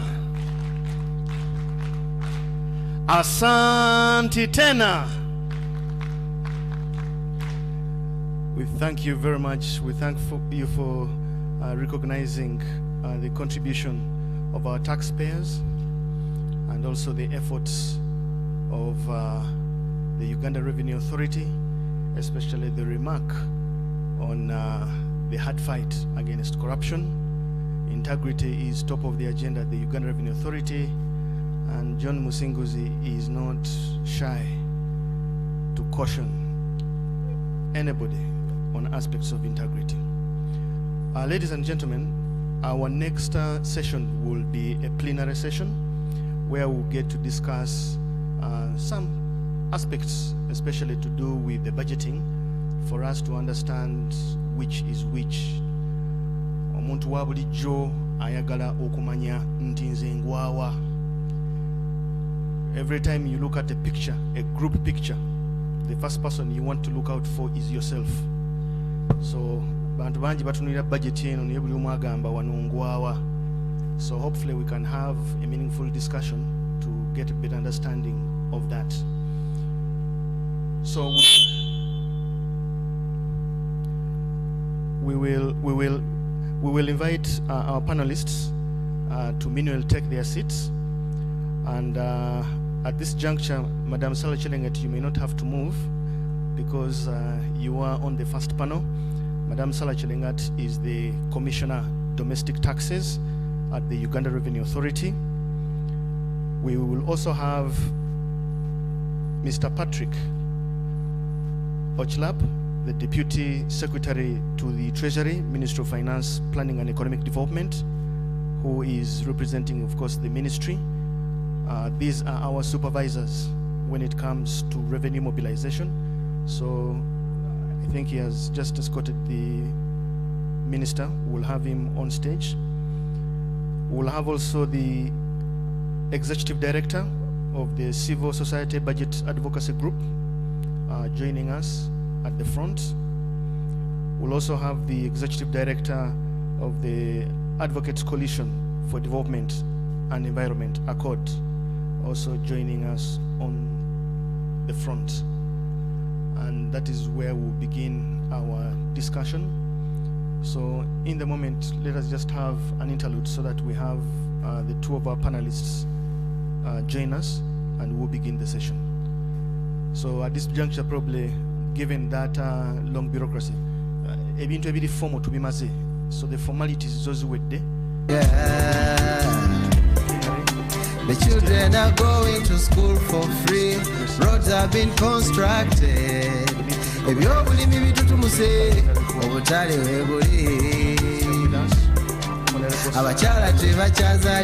us, MP, persons with disability, also the resident city commissioner, Madam Amina Lukanga is also here with us, so we are well represented. So let's just have an interlude of a minute or two as our panelists join us. Eyo jolese siyange eyange irisiti tomba bidara irisiti ojakumba irisiti tomba bidara irisiti ojakumba irisiti tomba bidara mpa irisiti yange. That's right. Insist on getting your e-receipt. It's your ticket to fantastic prizes, including motorbikes, laptops, fridges, and a fully paid 6-day safari for 2 in Uganda. Take a picture of your e-receipt, upload it to the URA website or mobile app, and you could be the lucky winner. The more receipts you upload, the higher your chances of winning. Terms and conditions apply. More details on our social media channels. Uganda Revenue Authority. Developing Uganda together. How to submit your e-receipt in 3 easy steps. Step 1. Go to your Google Play Store or Apple App Store to download the Mpa e-receipt Yange app.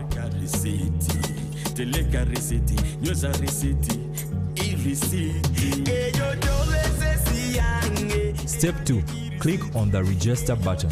Step 3. Complete a one-time registration to submit.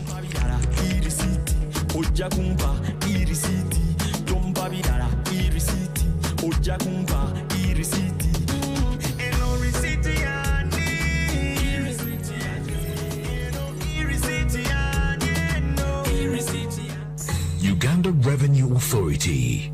Developing Uganda together.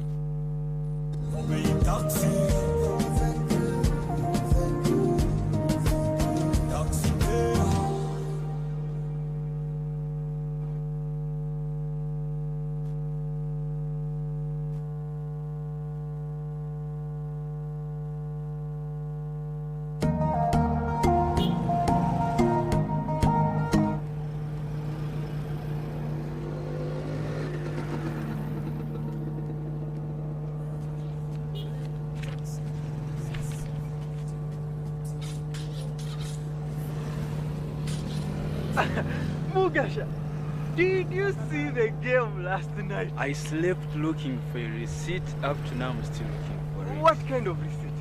There is a certain receipt. I need to file my returns. I'm trying to find it. By the way, do you know these guys of URA asked for 3 million from me? Me, I paid 500,000 only. You mean you pay only 500,000? Yes. They asked for 3 million. Why am I being asked to pay more? I don't know. You must know. We have the same level of capital, same rent, same premises. We even meet the same expenses. Why am I being taxed more? I don't know. But for me, I sent my income and expenses via the URA website. So they are punishing me because I did not send that through the website? Mukisha, you know these things. You know the type of expenses we go through here. I know.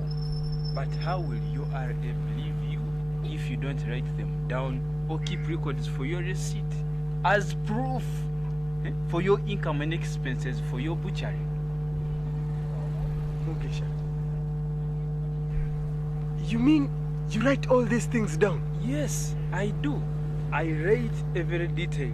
You see, the good, the amount, and the person involved. But where do you get the time to write all this? Immediately the transaction is done, or at the end of the day. But at minimum, I must know the income and expenses for each day. Otherwise, it is very easy to forget or confuse. So,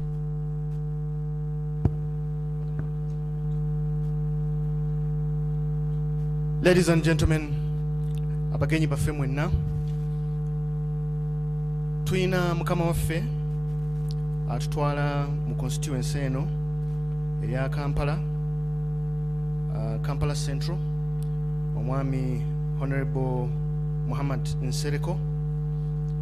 Yabadde watubuuzaako olwakubanga yakeereye olwakuba nti nno yabadde ayina ebimukutte naye nga tuli naye wano ate nga abadde ayagala kweyongerayo, so ne tumusaba 1 atubuuzeeko, 2 atubulire entematema.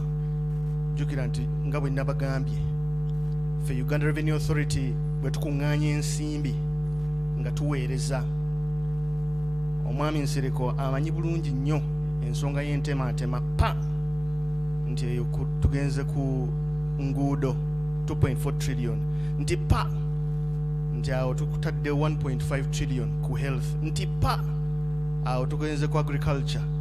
So tubadde twagala tukumeekume era tutangazeemu mu nsonga ezo nga bwafuluma, era tusuubira nti nno ebigambo bina n'atulekera bijja tuwumbawumba tube nga tusobola okuba nti tukola ogwo omulimu ogutusaanidde nga bannansi okuba nti tuwa omusolo nga twagalidde.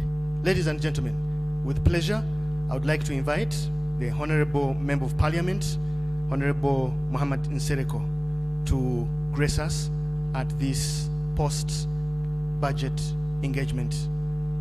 Honorable Nsereko, the floor is yours.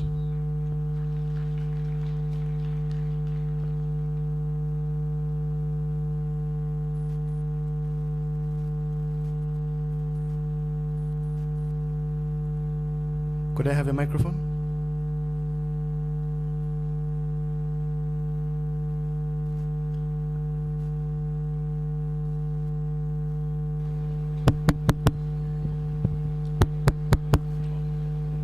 Thank you very much.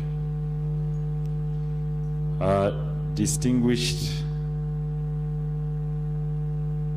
stakeholders, taxpayers, members of the URA, civil society, my constituents, ladies and gentlemen, good morning to you all. I'm sorry I'm late for this engagement, but I've arrived, better late than never.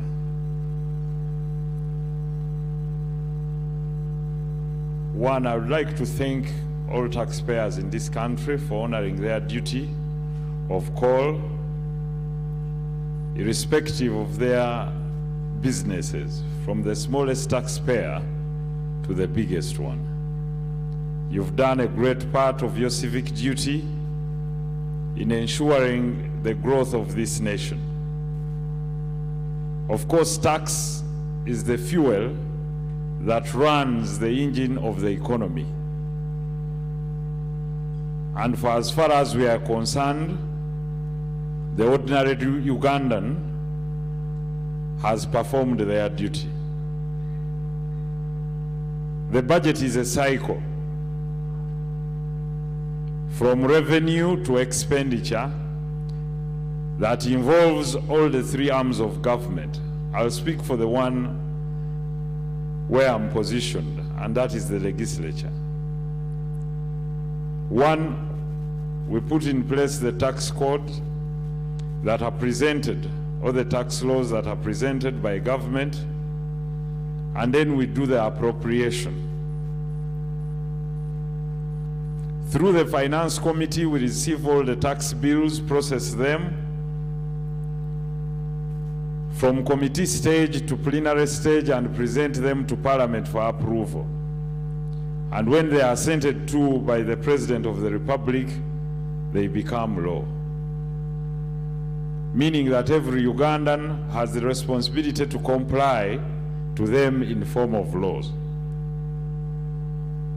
The other duty is the presentation of the budgetary estimates by the executive for our approval through appropriation. And that is the responsibility Mr. Bosa talked about of pa chinochori, pa chinochori, pa chinochori. However, the Baganda say awe wali okulya n'okomba essowaani. It's not easy. And that is the reflection that gives the confidence to the taxpayer as to whether they continue to pay tax or they become cagey and try to avoid tax. Now, the biggest question for me I can pose to the executive and the Honorable Minister when he was here, that after thanking the taxpayers for entrusting us with their money and getting it into the consolidated fund, when you drive on the roads of the city, is there any reflection of the taxes that the people have paid? Don't ask me that question, they are here. Do you see your taxes, yes or no? I want to hear, because I'm going to pose a question. Those in favor say aye, to the contrary, nay. When you drive on the roads of Kampala, do they reflect your taxes? You've heard. Is the lighting sufficient to reflect your taxes, yes or no? Oh. When you walk to the hospitals, do they reflect your taxes, yes or no? Oh, this is real feedback. When you walk into the public schools, do they reflect your taxes, yes or no? I've not heard, maybe some, most are happy. Yes or no? Ha. So the reflection and the feedback of how the budget performs is through the sentiments of the people. So those that clearly state that the performance of the budget reflects the true will of the taxpayer, those in favor say aye, to the contrary, no. Those in favor say no, aye. Those in favor say aye. Those against say no. Those who don't know say we don't know. There are those that don't know whether it's yes or no. But anyway, until we box ourselves into a room like this and discuss how we collect the funds and how we spend them, and making it simple for everyone through following the canons and principles of taxation, of simplicity, equity, predictability, etc.,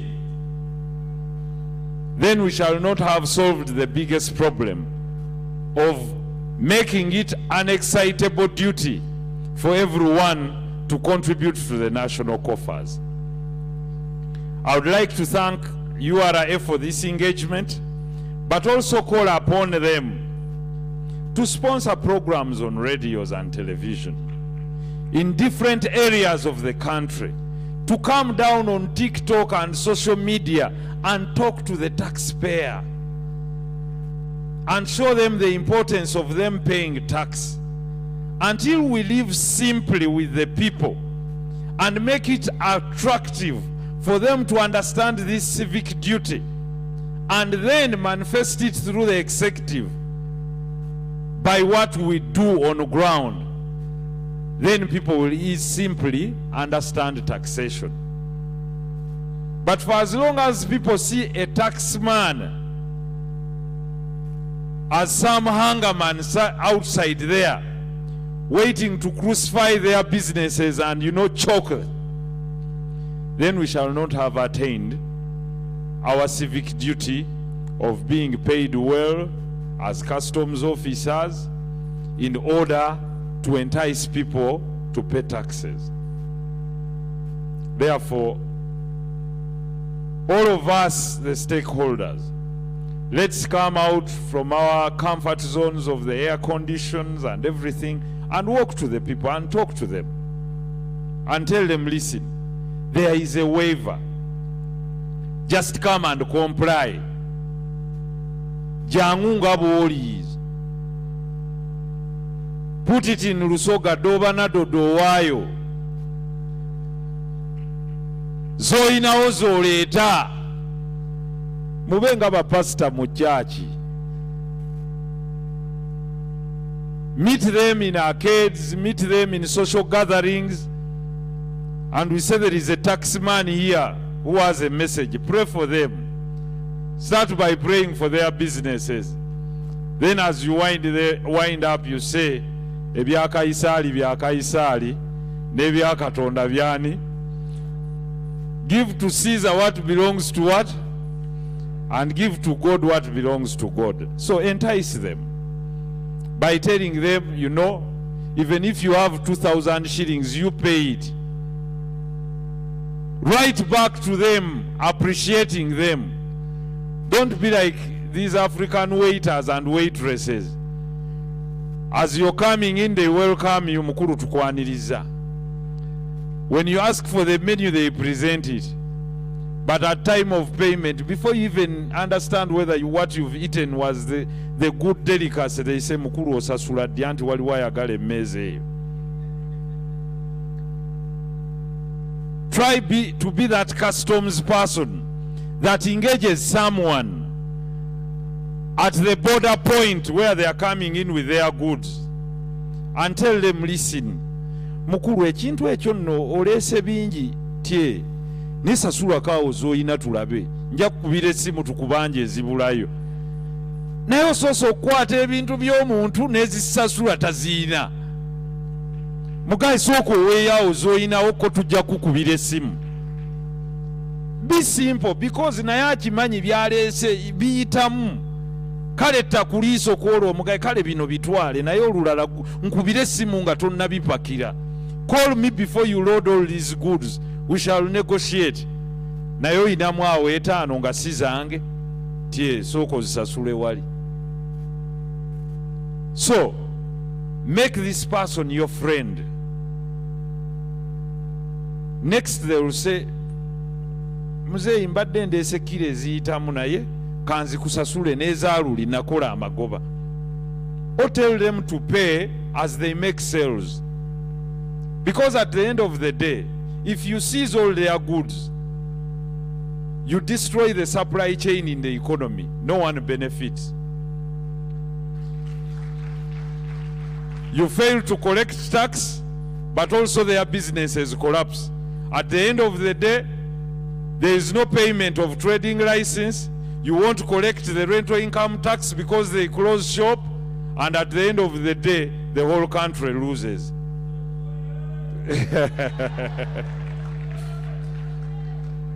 Tubakwate mpola mpola. Tubakwane. Now to the traders. Funayo commissioner abamukwano gwe bintu mubimanyi bizibu. Gwe commissioner akigwa okubirayo kasimu n'omugaawo waayo ebiganye. Let's create that rapport. Let's be friendly. Don't enter someone's factory and just close it. Try to think, try to sit down and think, if it were me, what would I have done? Be empathetic. Put yourselves in the shoes of these people that go and borrow this money at over 25% interest. Start up a business boldly, and you come and close it by a stroke of a pen.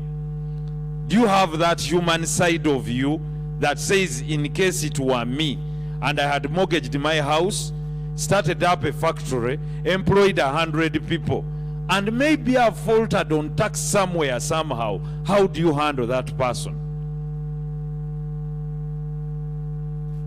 Luckily, there are some of our friends who come with investments from outside the country. Lucky you are that in Uganda you get free land, which is not normal in many other countries. But handle them with care. But also handle our natives with more care, because they get nothing free. I'm being very honest. They get nothing free. Whereas some of us or our colleagues or our friends we invite from abroad borrow at 4%. Our native people borrow at 27%.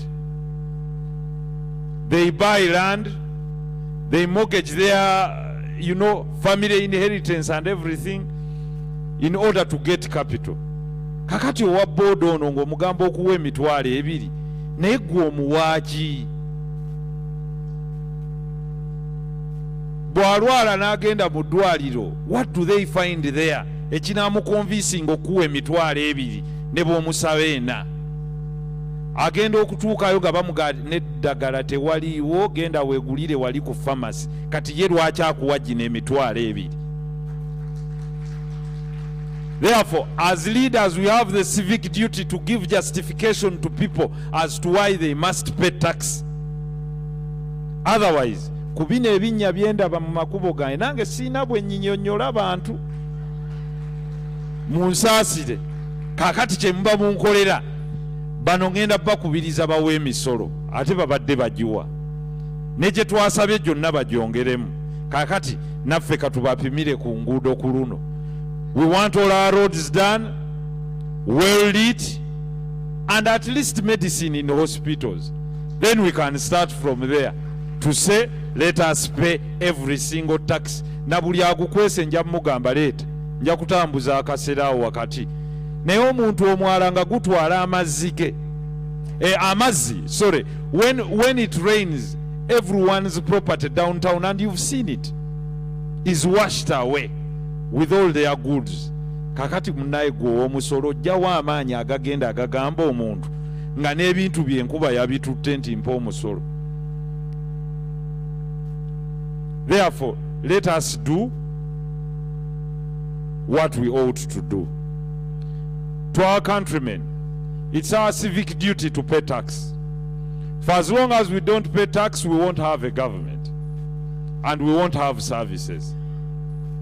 Let us lend them the hand of trust this financial year, because we took a bold step to say no to something that you know, and that means we shall have a shortfall. Therefore, tweyimbamu omuguwa ffenna kaakati tuguwanirire, because those friends of ours have conditions, and for as long as we don't perform them, we can't ask them kati tusitule omusalaba. Let us carry the cross in the way of God and say Uganda is a godly country that decided this path. Now it's time for us to pay the tax. But for as long as we pay those taxes, entema awo we wali obuzibu bosa wombuuza abantu bagenda okutema bati ba ngezigenda ow'omunene nnyingi nnyo, ebyo temwagala mbyogere. Naye kale twebaza Mukama nti omunene yawonye era tumukubireko mu ngalo. Ssebo yonna gy'oli, tusaba Mukama Katonda akuwa obulamu obulungi, ate era yeebale kusuusa, yeebale kukomyawo. Therefore, it is time now we box ourselves into a room and realize that employment is dwindling. And for as long as we need tax, we must protect that the businesses that are there and are performing. Because the level of attrition of businesses, the mortality of businesses is high. URA, what do we do to protect these cows that we milk every day? Tukole tutya? Let's go and talk to them. Munange kye kiganye. Wali oleeta container 10. Why is it kati oleeta 2? Mutuule n'abantu bano babannyonnyole. Oli aggambe munnaye omusolo gwammwe tikati tukoze tutya? Tye kati tukole bwe tuti gwe leeta bw'otunda ng'otuwa. You understand what I'm saying? Don't stop him from bringing, because his capital has narrowed, or her capital. Encourage them, bring. But we will send you a tax man. Zotundawo tuweeko naawe osigaze amagoba. For that we shall promote businesses and we shall be partners and we shall fund our big man atambule bulungi. Naye wano nga ffe tugwa ye bw'atambula tekijja kusoboka taata. Manye eyo temubyagala naye nga ge mazima. Ate bwe tutagoogere tujja kuba balyaza amaanya. We shall be hypocrites towards the people. For the politicians, we also have to cut back on our wishful expenditure, because the people shoulder a big burden. Thank you. People shoulder a big burden to sustain us. Therefore, we must cut back on our expenditure. I would like to thank the gallant servicemen of our security forces who have put their blood on the line to protect our people. Thank you very much. And the customs officers, mwebale nnyo, mwebalire ddala, musula ku borders, abantu babavuma, tubavuma. Naye mutusonyiwe. Buli omu gavumenti tugiraba mummwe ow'omusolo. Abantu bamulaba mummwe, but don't worry. It's part of the hazards at work. Just bear with us.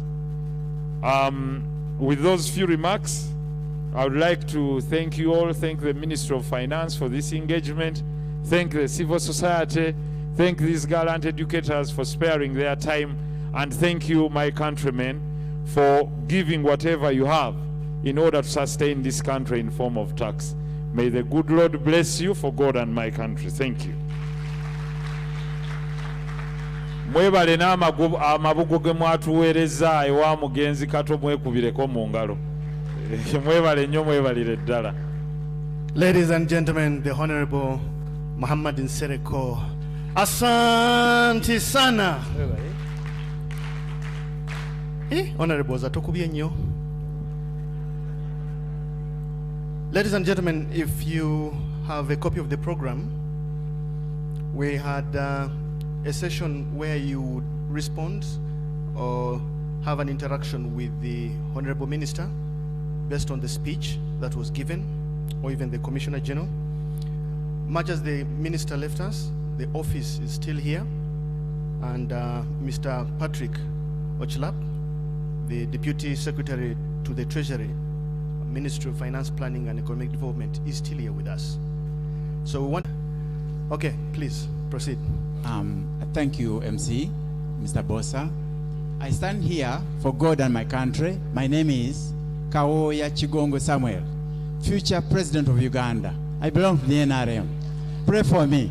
I start as MP 2026, Kawempe North, then vie for chairmanship NRM after Yul Kaguta Museveni, then for presidency, because that's how our constitution says in the NRM. I have two concerns. One, the president has remarked and said, URA, you are not serious. Those are my words, serious. But he said, those URA people, they're not doing very well. So I want to ask, what is your reply to that statement? That is John Musingusi, if he's here. Now, on the side of the minister, Mr. Musasizi, I have an idea. All the economy, all the world, all politics runs on ideas. I have an idea. Please do not scatter effort. If it is possible, let us do like the Americans did to the Europeans after the Second World War. The Marshall Plan. Let us, Marshall means, in English, gather, and then organize, and then concentrate that gathering of either ideas or money on one thing. Let us gather money and do infrastructure, and don't scatter money in this, and that, and handle one thing at a time. That will solve the problem of Uganda. Then, on the issue of debt repayment, austerity measures, we appreciate that. I beg to propose that let us not wait until we are bad off in debt as to propose measures to take. Let us begin proposing the measures to take now, before the situation becomes worse. How? We can begin discussing with our debtors debt rescheduling. Yeah. Then, if apart from debt rescheduling, then we can also encourage increased savings. Actually, we can even do forced savings of every Ugandan. that by law you must save. That's one. That's two. Then also that's three. That's three. Okay. That is restructuring is also possible. We begin debating now the debt restructuring apart from debt rescheduling, and then forced savings can be also another option. Then on the area of economic recovery, I thank you so much. This budget indeed is for the poor. This is what I have to suggest. Let's grow the informal sector. I agree per the budget. Then apply digital technology in every sector to remove all enemies of the money. Let's say all dangers to the monies. How? Corruption, graft, collusion. If you apply digital technology in that area, it will block even blockchain. You can even use blockchain so that you can know money in real time and transactions in real time. Then we can also apply production and productivity. That one is being applied. Production and productivity through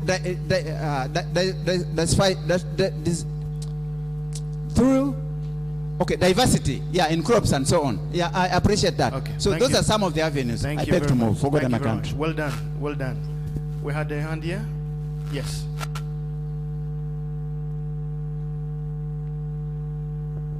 Thank you, and good morning to everyone. My concerns are two. The first one I will begin. I am Cassidy Henry from Emerald Studios. I will start with the one for URA. URA has already given us some good news of the waivers. We have already clapped, and I want this same communication go to the department called IT. So we should see this on our accounts, on our teams, other than calling them if.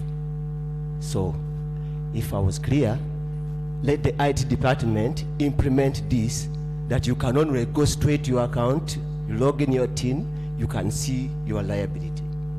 Other than, if you can't find it, you don't get it.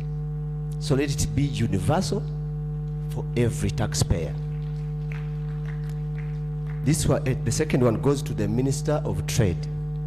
Now that you have URA, I suggest to the current president, we create another authority of actualization.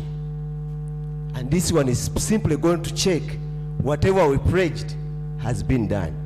If it is there, I need to be highlighted.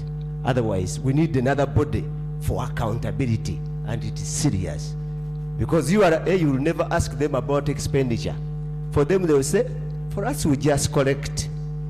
So authority that is going to see this, the other hospital was supposed to be this, and it is this.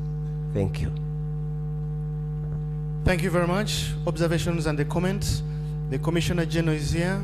Mr. Patrick for the ministry is here. So we'll be getting responses to those. The other hand was? Okay. Okay, thank you very much. I'm sorry myself.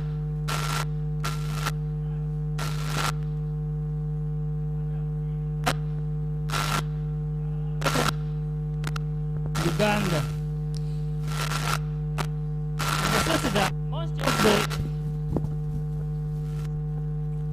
Most of the money is most of the money goes to bigger people like the ministers, the member of parliament, and to the bigger extent to the president. The person at the bottom of the pyramid is not doesn't feel the service delivery, which means that the service delivery is not proportional to the tax payment. It's like the person at the bottom of the pyramid feeds the people at the top. So When I was still a student, there's a student who had performed poorly, had got 20, 25, something like that. Then the headmaster told him that he had balanced the papers, but at a very low level. Now, this is a government which just balances service delivery, but at a very low and poor level. So, I appeal to the top people that to understand that even the person at the bottom is also paramount. Thank you very much.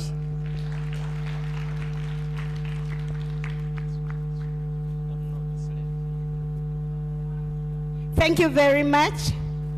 A great is given to Uganda Revenue Authority for giving us back to our tax by making this engagement become a success today.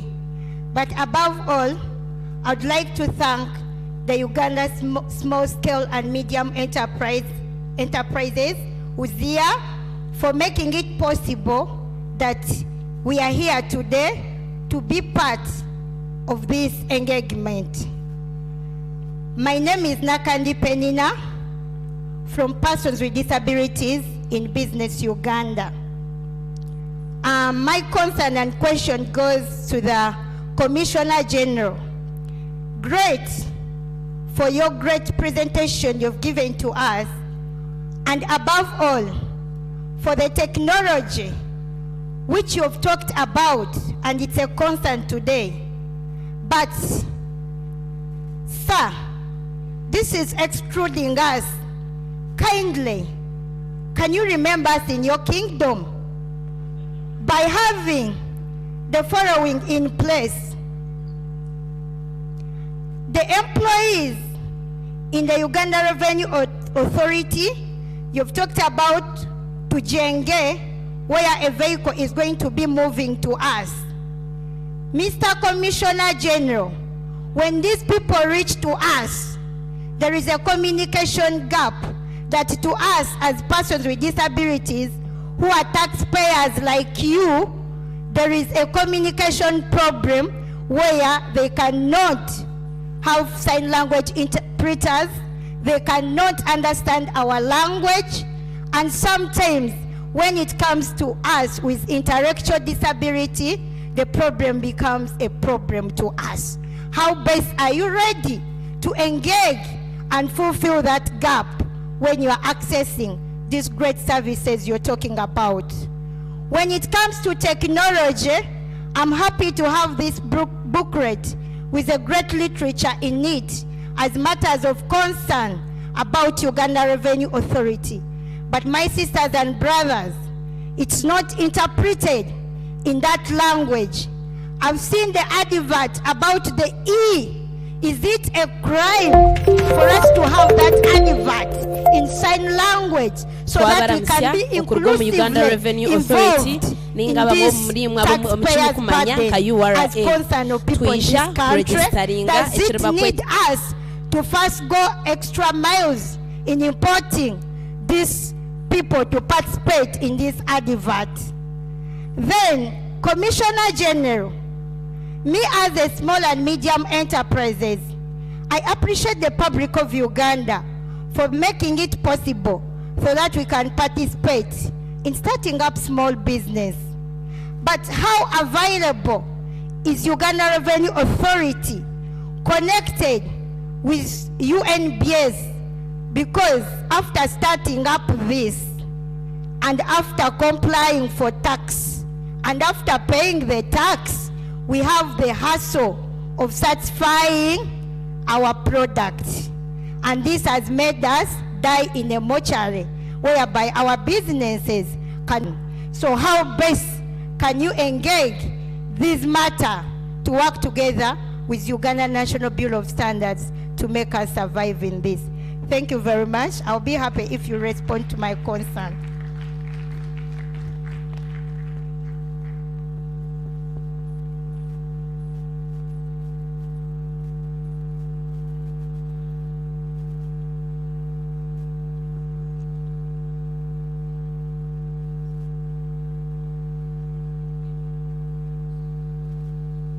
Hello. Thank you so much. By names, I am Eric Rubega. I am a minister in charge of security in the National Fellowship of Born-Again Pentecostal Churches in the whole country. Mr. Commissioner General, the people are asking, is URA Erechiwawa? If we want to develop our country together, muwe chimwe chekumi era muchiwawa nembagamba njamubuuza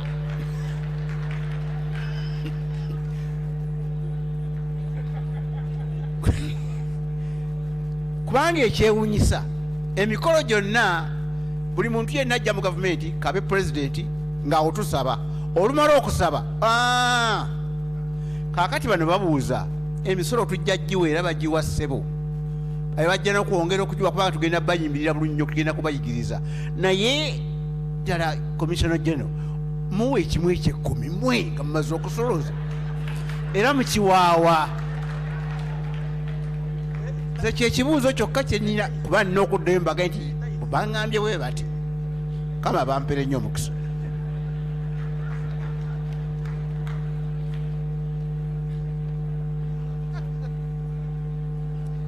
Neyanziza nnyo twebaza abakulu abakyazizza wano mwebale kujja mu bungi amanya Kyeyune Rogers okuva ekiwatule era nga ndi wa Kirala Ventures Limited eyatandikawo kampani entonotono. Ekibuuzo nga sinabagenda ku kibuuzo ekisookera ddala ti abantu ffenna twagala okuwa omusolo era omusolo we gubeerawo n'enkulaakulana ebeerawo naye obuzibu bwe tuyina nga ffe abatandikawo bizinensi entono ezisookerwako tetufuna buyambi okuva eri gavumenti. Tutandikawo bizinensi entono ezo ne tunoonya gavumenti wetuyambira tusobole naffe okubeera nga tusituka era nga tusobola okuwa omusolo. Amazima gali nti oluusi bitulemerera. Nsaba gavumenti esobole okulaba nga etuyamba nga ffe abatandikawo bizinensi entonotono okulaba nga etuwa obuwagizi tusobole naffe okulaba nga tuyimirirawo era nga tusobola okuwa omusolo. Ekyokubiri, waliwo enteekateeka gavumenti gye yateekawo nga eya parishi moto. Nze nga ku kyalo w'embeera ekiwaatule amazima geetaagisa tetunnaba kufuna ssente ezo oba zijja ddi n'ekirala ssente tezitumala. Bagamba nti bagenda tuwa miliyoni 10 parishi 4 nkolanga munnamawulire kwerosi 1 oba kwerosi 2 mu bya parishi modo naye emiliyoni 10 tizimala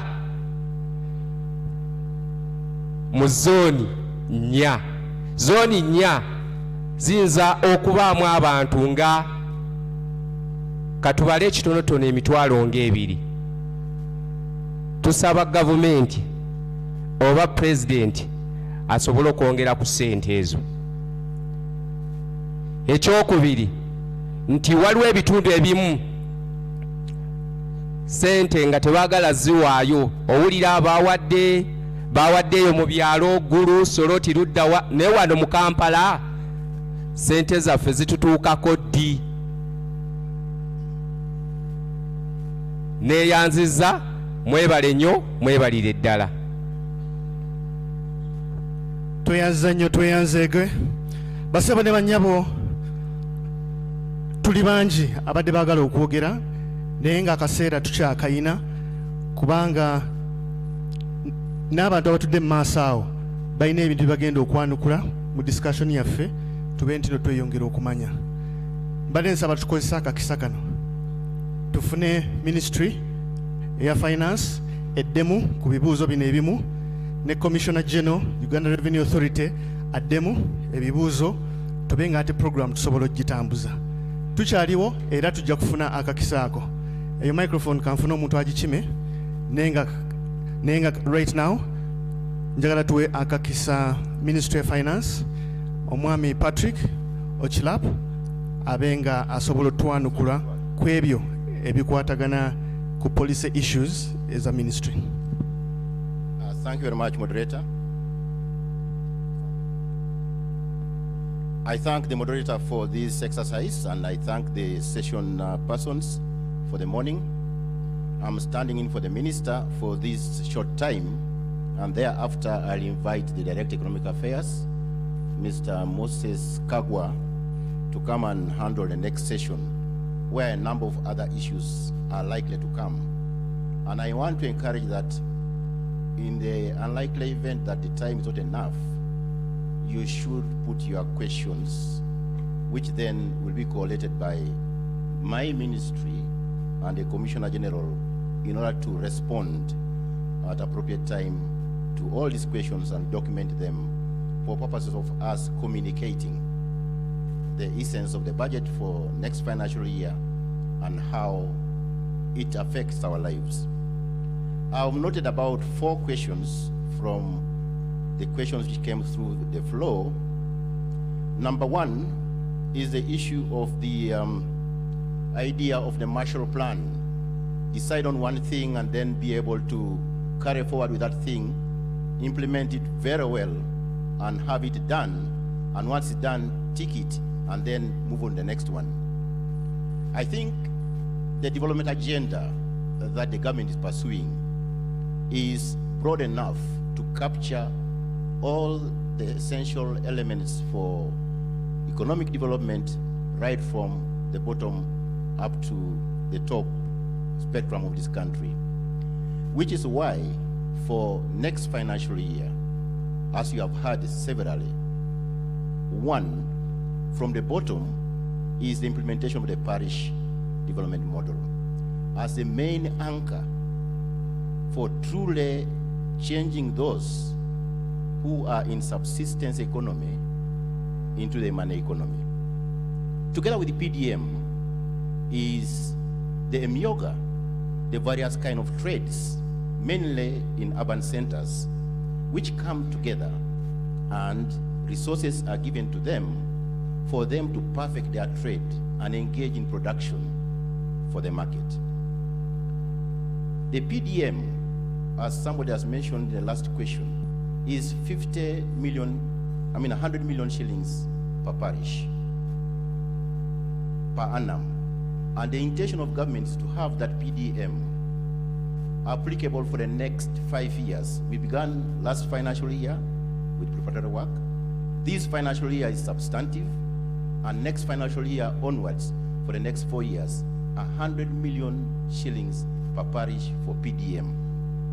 And for organized circles, you come together into an activity that you want to do, you engage the circle, get the resources that you want for the households to improve the production. It can be fertilizer, it can be the means of production, it could be seeds, it could be animals, for those of you who have a space to do that. It could be any kind of activity among the items that have needed for you to produce and produce for the market.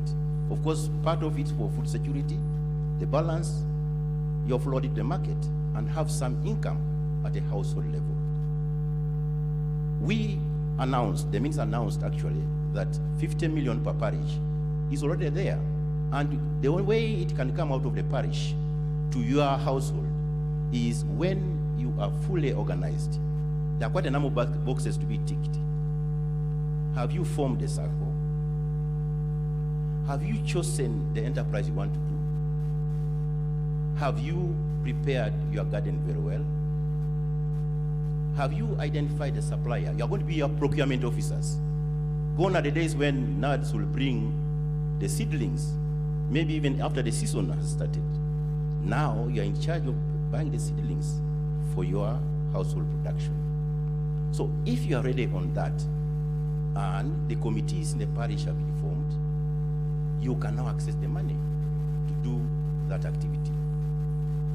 The balance of the 50 million, now that the 50 million is every circle, the balance of the 50 million will be given to the circles at least before the end of this month. The minister made a commitment, and from the treasury I can tell you, we are going to make that payment so that every parish has got 100 million at least in their account, ready for you who are ready to access it in order to improve your production. That is the start. And let's not be too judgmental too soon. Some people are saying, oh, this parish development model is not working. No. It's only barely 1 year. We're setting up systems. We're preparing you to meaningfully access this money and use it for production. The same with the Myoga. For those of you who are mainly urban centers, the Myoga is mainly heavy in urban centers. PDM is mainly heavy in rural areas and helps agricultural production mainly.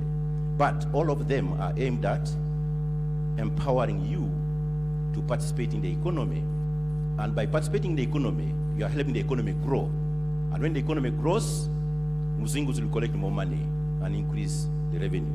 So the issue of a Marshall Plan, while it was good at that time, for those who implemented it, our Marshall Plan is broad-based but carefully chosen in order to touch every spectrum of the economy, and we move together.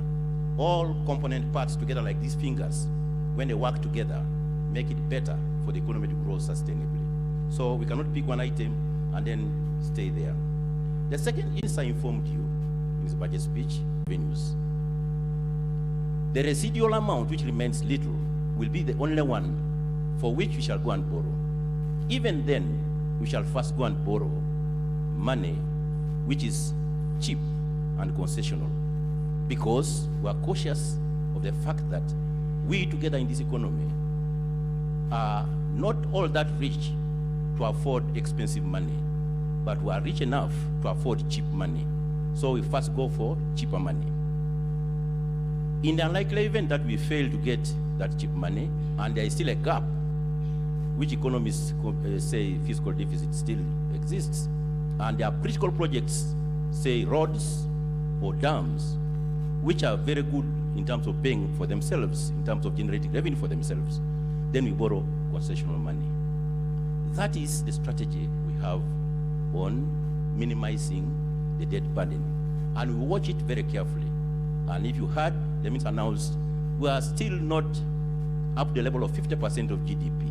We are slightly much below the level of 50% of GDP, because that's what has been assessed to be, at least for the economy of our size, the thing that can give you the comfort that you are not going to reach a debt crisis going forward.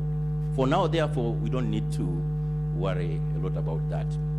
But of course, touch the issue about the need to look at the payment of goods and services that governments have consumed, popularly called the domestic arrears. That's something that I think we took heed of, and we're looking at it very seriously with a view to determining the quantum, because there has also been a tendency at times of inflating that, those bills.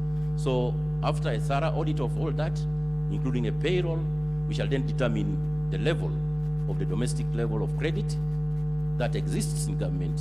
And from next financial year onwards, you will see the kind of policy actions we shall be able to take in order to either eliminate the whole of it, but also minimize or eliminate the growth of domestic credit.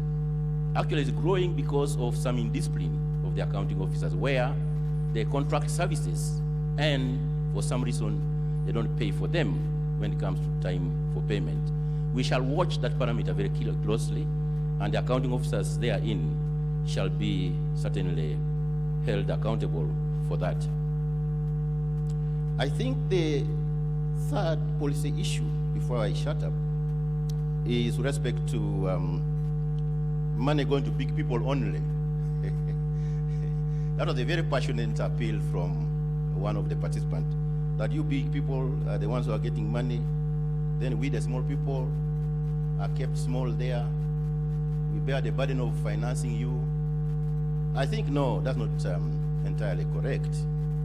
I think the principle of government is that the service delivery each year certainly is improving. The schools that you take your children to, the UPE program, USE program, all that are built on the money that some of you pay at that lower level, but most of the money is what is paid by most of the people in this room in form of taxes that go for investment in those areas. The hospitals, there may be deficiencies in terms of lack of medicine, occasionally, not always, but those hospitals are supposed to have free medical care for you. There are doctors there whom we are not supposed to pay for consultations at that lower level. There are medicines which are supposed to be given to you at that lower level that you are not supposed to pay for. But of course, I'm mindful of the fact that the questions Honorable Mohammed Nsereko asked, and the chorus was, no, there are no services. Those questions are still alive in my ears, and I heard your responses loud and clear. But I wanted also to ask a question. The little money that goes to the local governments, and also, for example, Kampala City Authority, which is about, for a case of roads and potholes, that's a topical issue. Each year, under the road fund, the KCCA gets slightly over 25 billion Uganda shillings. Under the Kampala Infrastructure Improvement Plan, for the money we borrowed under constitutional terms from World Bank, is close to 100 billion shillings per annum. Under the various development programs, development budget of KCCA is close to 60 billion shillings per annum. When I total, it comes almost close to 180 billion per annum for development. What has that money done? It's little, maybe 100 to 500 billion. But what has it done when it comes to an authority, Kampala City Council Authority? Because the finance doesn't control that money, neither does any ministry control that money. That money is with the authority. Why then are potholes there when there is 180 billion shillings? I've not added the Kampala flyovers. You see that flyover? I'm the one who negotiated that loan for the Japanese for these flyovers some time back. Forget about that one. That one is separate from the 180 billion. So questions must be asked, and somebody said, maybe we need a Ministry of Accountability. But again, we are trying to say, reduce the size of government so that we deliver services better to the people. Hard questions must be asked with administrators of cities, municipalities, and all local governments as well as ministries. What are you doing with the money that we give you? Finance, of course, is doing its part, but I think there must be a call to citizens. And I can see my very good brother here. We must whip these guys to act and work and account for this money. We cannot continue like this. 180 billion shillings comes for infrastructure in Kampala City. Why is the city dark? Does it mean that 180 billion is nothing, is not enough? Yes, not enough, but when you get it, what does it do? Is there a bulb which you fixed out of that? Is there a pothole that has been fixed out of that 180 billion? The other day I heard that they have fixed 70% of the potholes, but when I count, I think they have fixed less than that. I don't want to be a politician, but I think let's all work together to hold the various accounting houses to account for the taxes that we pay and the resources that they get, that Parliament appropriates to them. Honorable Nsereko is correct. They have appropriated the money. But what has the money done? I think that's the next question we are going to take the battle to. and finance releases the money. You have got the money. What have you done with the money? It can't be that 180 million has fixed 70% of the potholes, which are not even 70%. So I think in this forum like this is where we generate ideas on which we should be able to move forward. I think that were 4 questions, but before I came, I was following from the feed, the Twitter feed, and my staff said something here, that there were 2 questions which were asked. There are varying interpretations of the budget which was read by the minister. I think that's a legitimate observation, but let's stick to the facts of the content of the budget speech. The minister summarized most of them, but let me summarize in about 4 or 5 areas. One, it's a fact.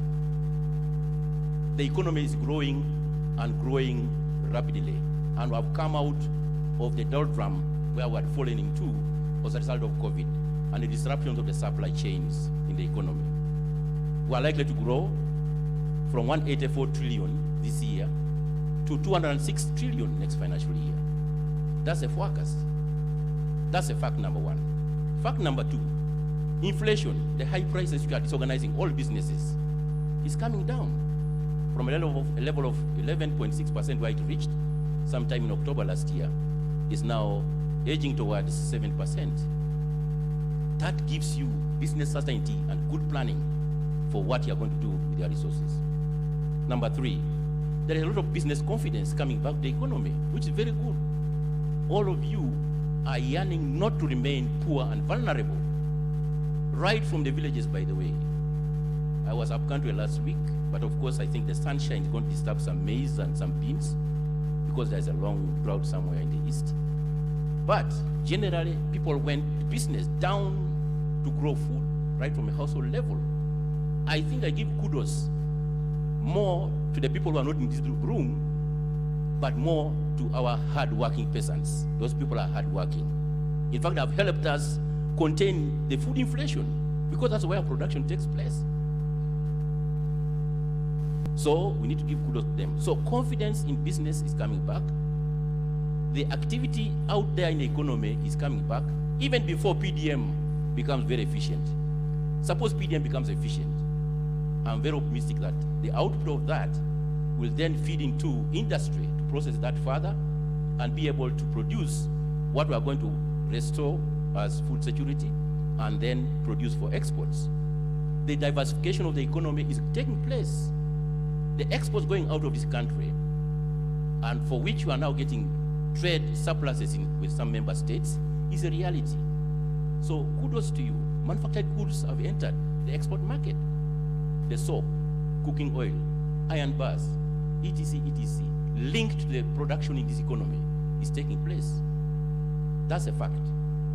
Fact number 5, there is a return to normalcy of the economy. That gives the buoyancy of the economy. That speaks to the numbers that I'm talking about. The expansion of the economy from 184 trillion expected this year to 206 trillion next financial year is a result of the return to normalcy after that issue. As a result of that growth, another fact number 7 is that revenue from Mr. Muzinguzi, although it's still small, we are saying thank you very much, it's growing from about 22 trillion this year. That gentleman is going to give us close to 30 trillion next year. Thanks to you, and thanks for the economy growing, and thanks for the return, the confidence in business, and also the decline in inflation, as well as the very many factors that I've said above. So that answers the question that interpretation of the budget is not certainly a surprise if there are some misinterpretations, but I wanted to say facts so that the take-home message is, based on those facts, I think let's take an optimistic view that interpretations aside, these are the facts for which I want you to take as a take-home message. The second issue was, what are you doing in education, health, water, sanitation, and so on and so forth? I think the numbers which the minister read, I don't want to repeat them here because I'll bore you, speak to themselves. Quite a lot is going on in education. all the projects which are started in education, health, water, roads, and the rest of the sectors of the economy, in line with the choices that the government has made, will continue next financial year. There may be not increases in allocations, but certainly there is, the minimum base has been maintained in order to complete them. The flyovers in Kampala maybe will be completed by next year. The roads which are going on in the country will be completed. You saw the oil business is starting. I think the first rig is already sunk, and I think some activities taking place there. So the minerals, actions taking place, so actions going on there. The third question was, what is it there for us, with the common people? I think I've already talked about that at length, with the PDM being the front runner, driving that force, the MIOGA running parallel to that one, especially in urban areas, to deal with the urban poor and the urban households. There is a lot of linkage between agricultural production and agro-processing. It's taking place everywhere there has been electrification or supply of electricity to those rural growth areas. You can see a big type of activity. Maize is being processed into posho. That's value addition. And that means income to the maize producer in a sustainable manner, and so on and so forth. What opportunities exist, therefore, for all of us, for you, for me, and for everybody? For the certain 90%, there's a PDM, and there is a MIOGA. For the health center, education, and everybody else, there is a minimum base that has been maintained for investment in those areas. Oil and gas, there's a big hype of activity, and we're going to see a lot more. For businesses, we're giving you a better business environment by driving down inflation, by building the infrastructure, by giving the URA the incentive regime that was paying you the burden of penalties. The URA is not supposed to make money out of penalties and interest rates charged on you. No, they're supposed to call the due tax only. And then the penalties are supposed to be to discipline you in case you are perpetually indisciplined in your business. But you are not indisciplined. You are very good taxpayers. Let's pay the due share, and then we deal with the penalties. Let's hope that next year at the same time, we want the feedback from you, what the waiver of penalties and interest on your businesses, taxes, has done for your business, that reprieve, and how much room has it given you to participate in the business. And for the participants and normal businesses, I think let's strive to get quid pro quo. Somebody asked me, there is no money in the economy. I say, but how have you been getting money in the past? The economists say there's a quid pro quo. Whatever you do, you get a payment for a service or goods that you have produced. But what have you been producing in the past? He failed to answer the question because I think he was adding something on a quid pro quo and then earning from that addition instead of producing and selling the goods and services. I thank you. That's what I thought I should be able to answer, and I beg to stop here. Thank you very much, and I invite Mr. Kagwa to reback. I'm just going to pick my... No, addemu ku bibuuzo ebyabuuziddwa tulyoke tuyingire paneno abo nabo batunyumize emboozi yaabwe. Ladies and gentlemen, the Commissioner General, Uganda Revenue Authority, Mr. John Musinguzi.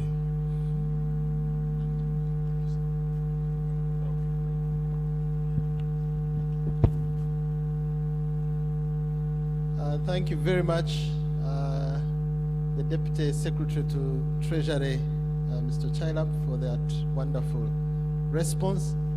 I've picked three questions. One was asked when I was outside, but I've been told what the question was. Unfortunately, I have the original document, so I read it from the original document, then the other two I had them myself.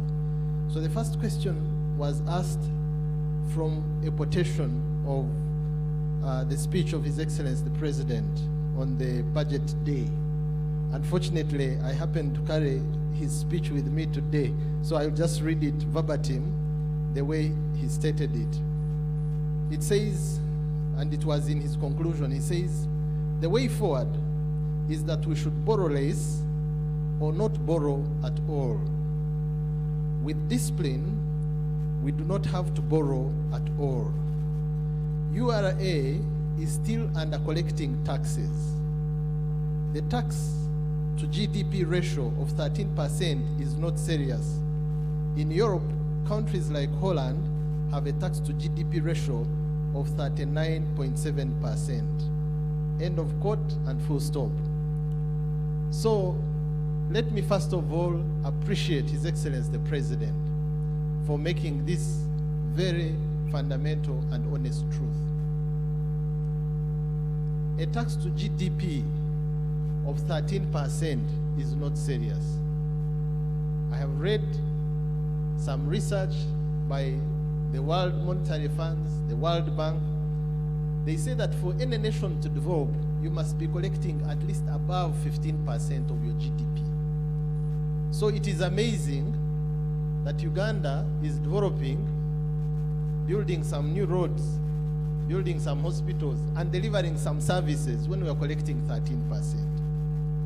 This is research done by the international global organizations that handle economy matters, confirming that any nation developing, collecting taxes below 15% of their GDP, they are not likely to develop.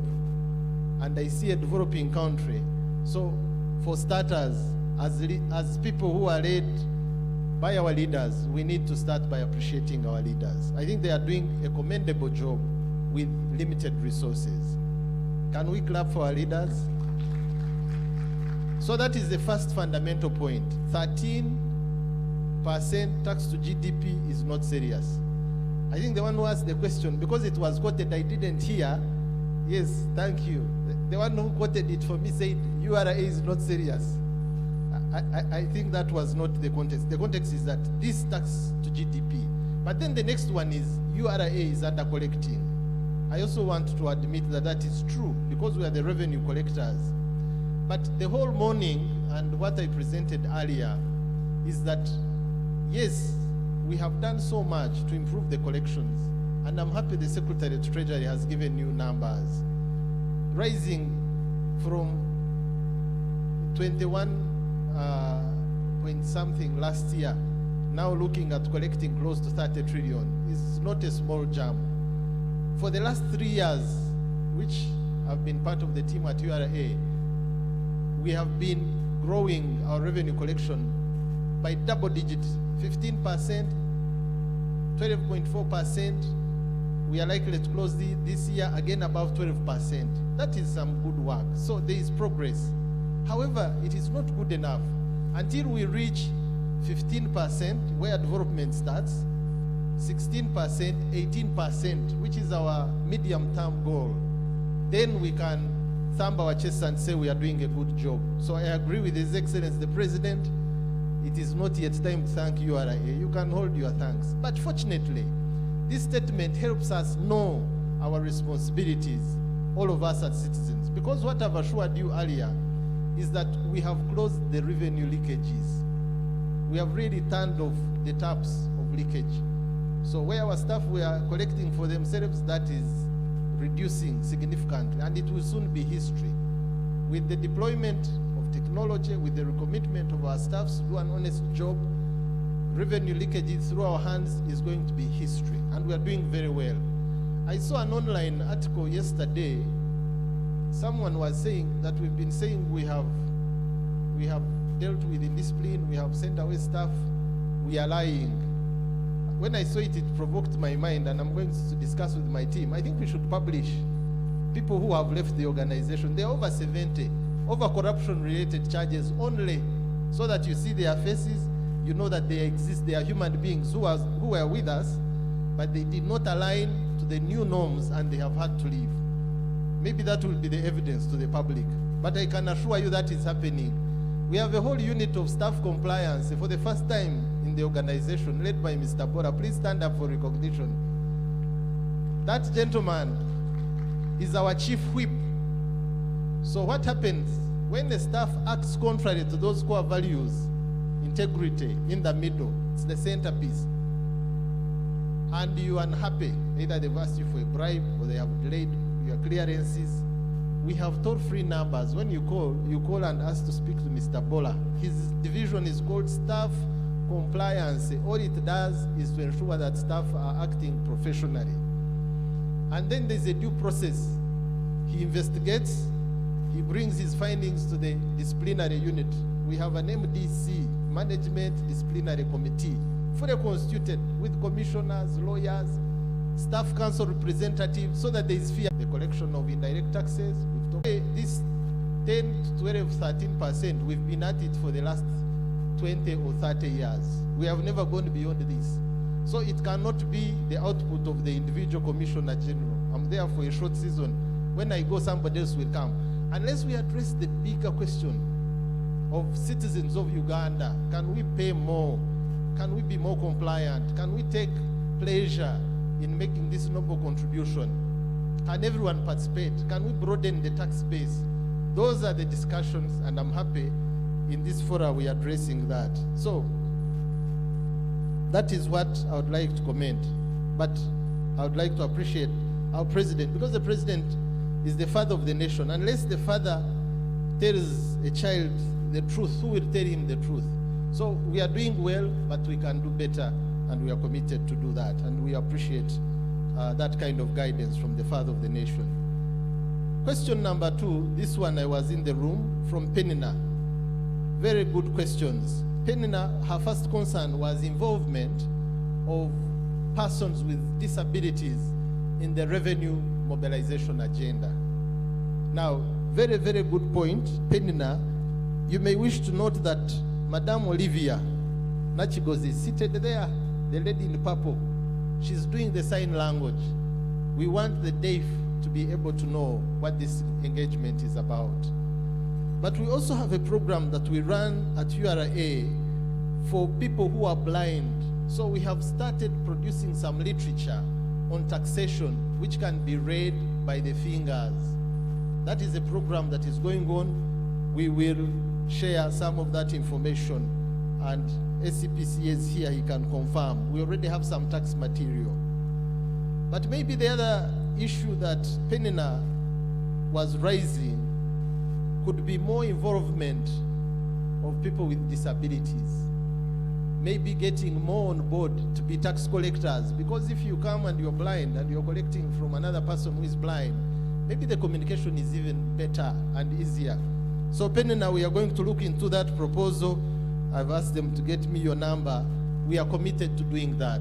We are an all-inclusive organization, and we respect and appreciate the contribution of every participant in our economy, irrespective of their physical condition.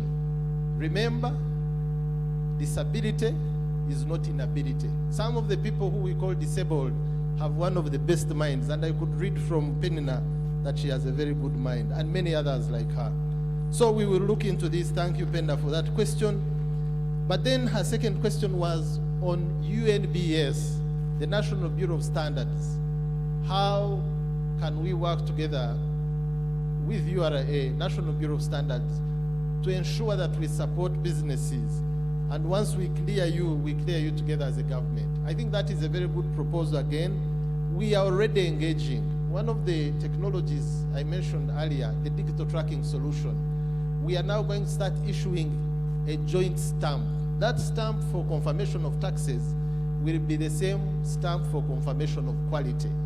So there is already working together in ensuring that so once you pay your taxes, our stamp for paying taxes should also assure the Bureau of Standards that your standards are met.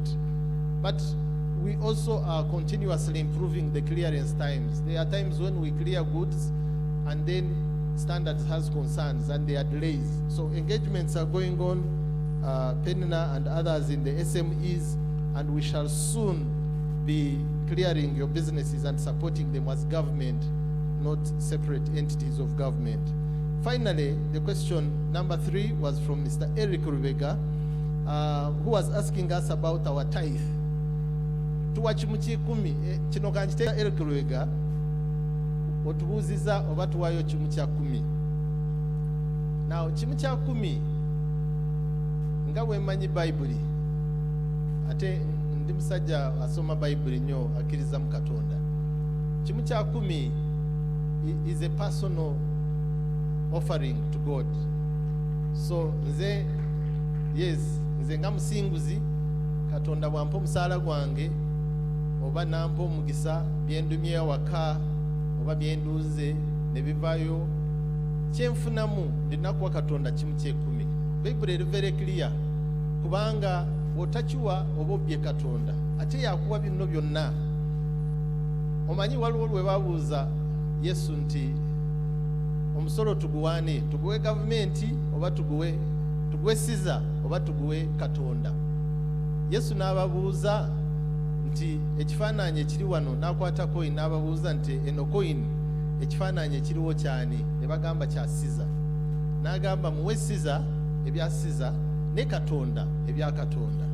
So ndowooza buli munnayuganda yenna ayagala kubeera bulungi mu nsi eno, nga bulungi mu maaso ga Katonda ne bulungi oba buvunaanyizibwa mu ggwanga lye, akole ebintu bibiri.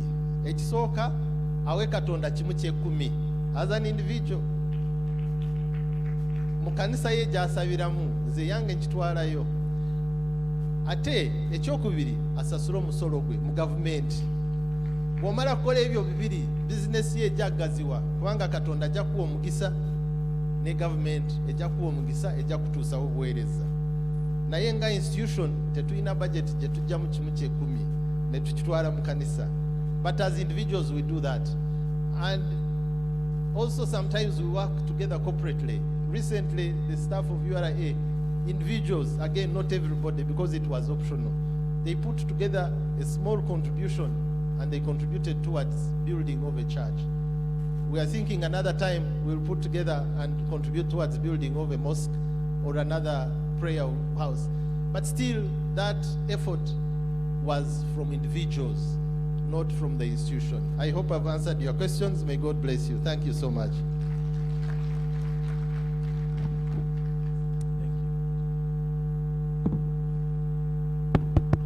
Tweyanza nnyo tweyanzeege bwe kubanga kuggusa nsonga awo toyitawo tosukkawo. Twebaza Commissioner General wa Uganda Revenue Authority era kati nga twagala genda mu pano yaffe ebintu ensonga nnyingi nnyo ze bakutteko era tetwetaaga kuddamu. Era abakugu abali wano mu maaso njagenda ku mukugu omu ku omu nga mbayo ekibuzo kye mubuuza kuttaanya ensonga ezimu tuzimanyi naye oluusi weetaaga eddoboozi n'obukugu obw'enjawulo okuzittaanya. Ladies and gentlemen, over to our panel and we will begin. The panel has a number of stakeholders here. We want to recognize, of course, Siatini, Accord, CSBAG and Uganda Debt Network as part of this establishment. A lot of engagements like this are going to happen and are going on with all these partners. I would want to begin with Mr. Moses Kagwa, Director, Economic Affairs, Ministry of Finance, Planning and Economic Development. If you first, I will want to recognize that Honorable Safia Narule Jugo, the chairperson of the Equal Opportunities Commission, is here with us. We initially introduced her in error, but she submitted her first question and we would want Mr. Kagwa to give it an attempt. Honorable Safia says that Mr. Patrick Ochilap gave us a very good impression about the economic growth and the picture of our economic growth as a country. But why are people crying of no money in their pockets? The businesses are closing, especially with low-income earners. How do we explain this? Ekifaananyi economic growth, budgeti, esente tuzikunganyiza zetusobodde, but still ebyo biri ku macro level kyekifaananyi ekinene, but at a micro level abantu bakyakaaba nti mu nsawo esente teziriimu. Mr. Kagwa, how would you help to just convince people here that the picture we have is a reality and everybody is catered for? People seem to be complaining in spite of we having a rosy picture of growth.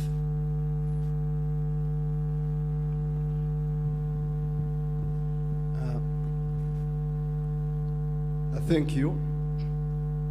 And That's a tough question. And it reminds me of what my father used to tell me about princes and princesses. When a prince would be sick, he would ask the people surrounding him, says, am I sick? What am I suffering from? And yet is the one who is supposed to tell whether they're sick. For us, we generally sit at the macro level and look at transactions and see what's going on in the economy. And most of the things that we see going on in the economy at that level are positive. When we look at the sectors that contribute to growth in this economy, we look at the services sector and we see them growing better than last year. They are still driving the growth. We look at agriculture. Agriculture is doing better than it was the previous year. It's actually grown about 5.6 this year. And that's very impressive because in the past, agriculture used to grow by about 3.2%. And this is being driven by food crop agriculture, not even cash crop. So we are seeing things at that level very, very positive. We look at industry, it's impressive. Construction, manufacturing, from the figures, they are growing up. As a result, the economy is expanding. So, why don't people, even the sentiments, because we look at sentiments, the sentiments which are measured by a number of who are not in the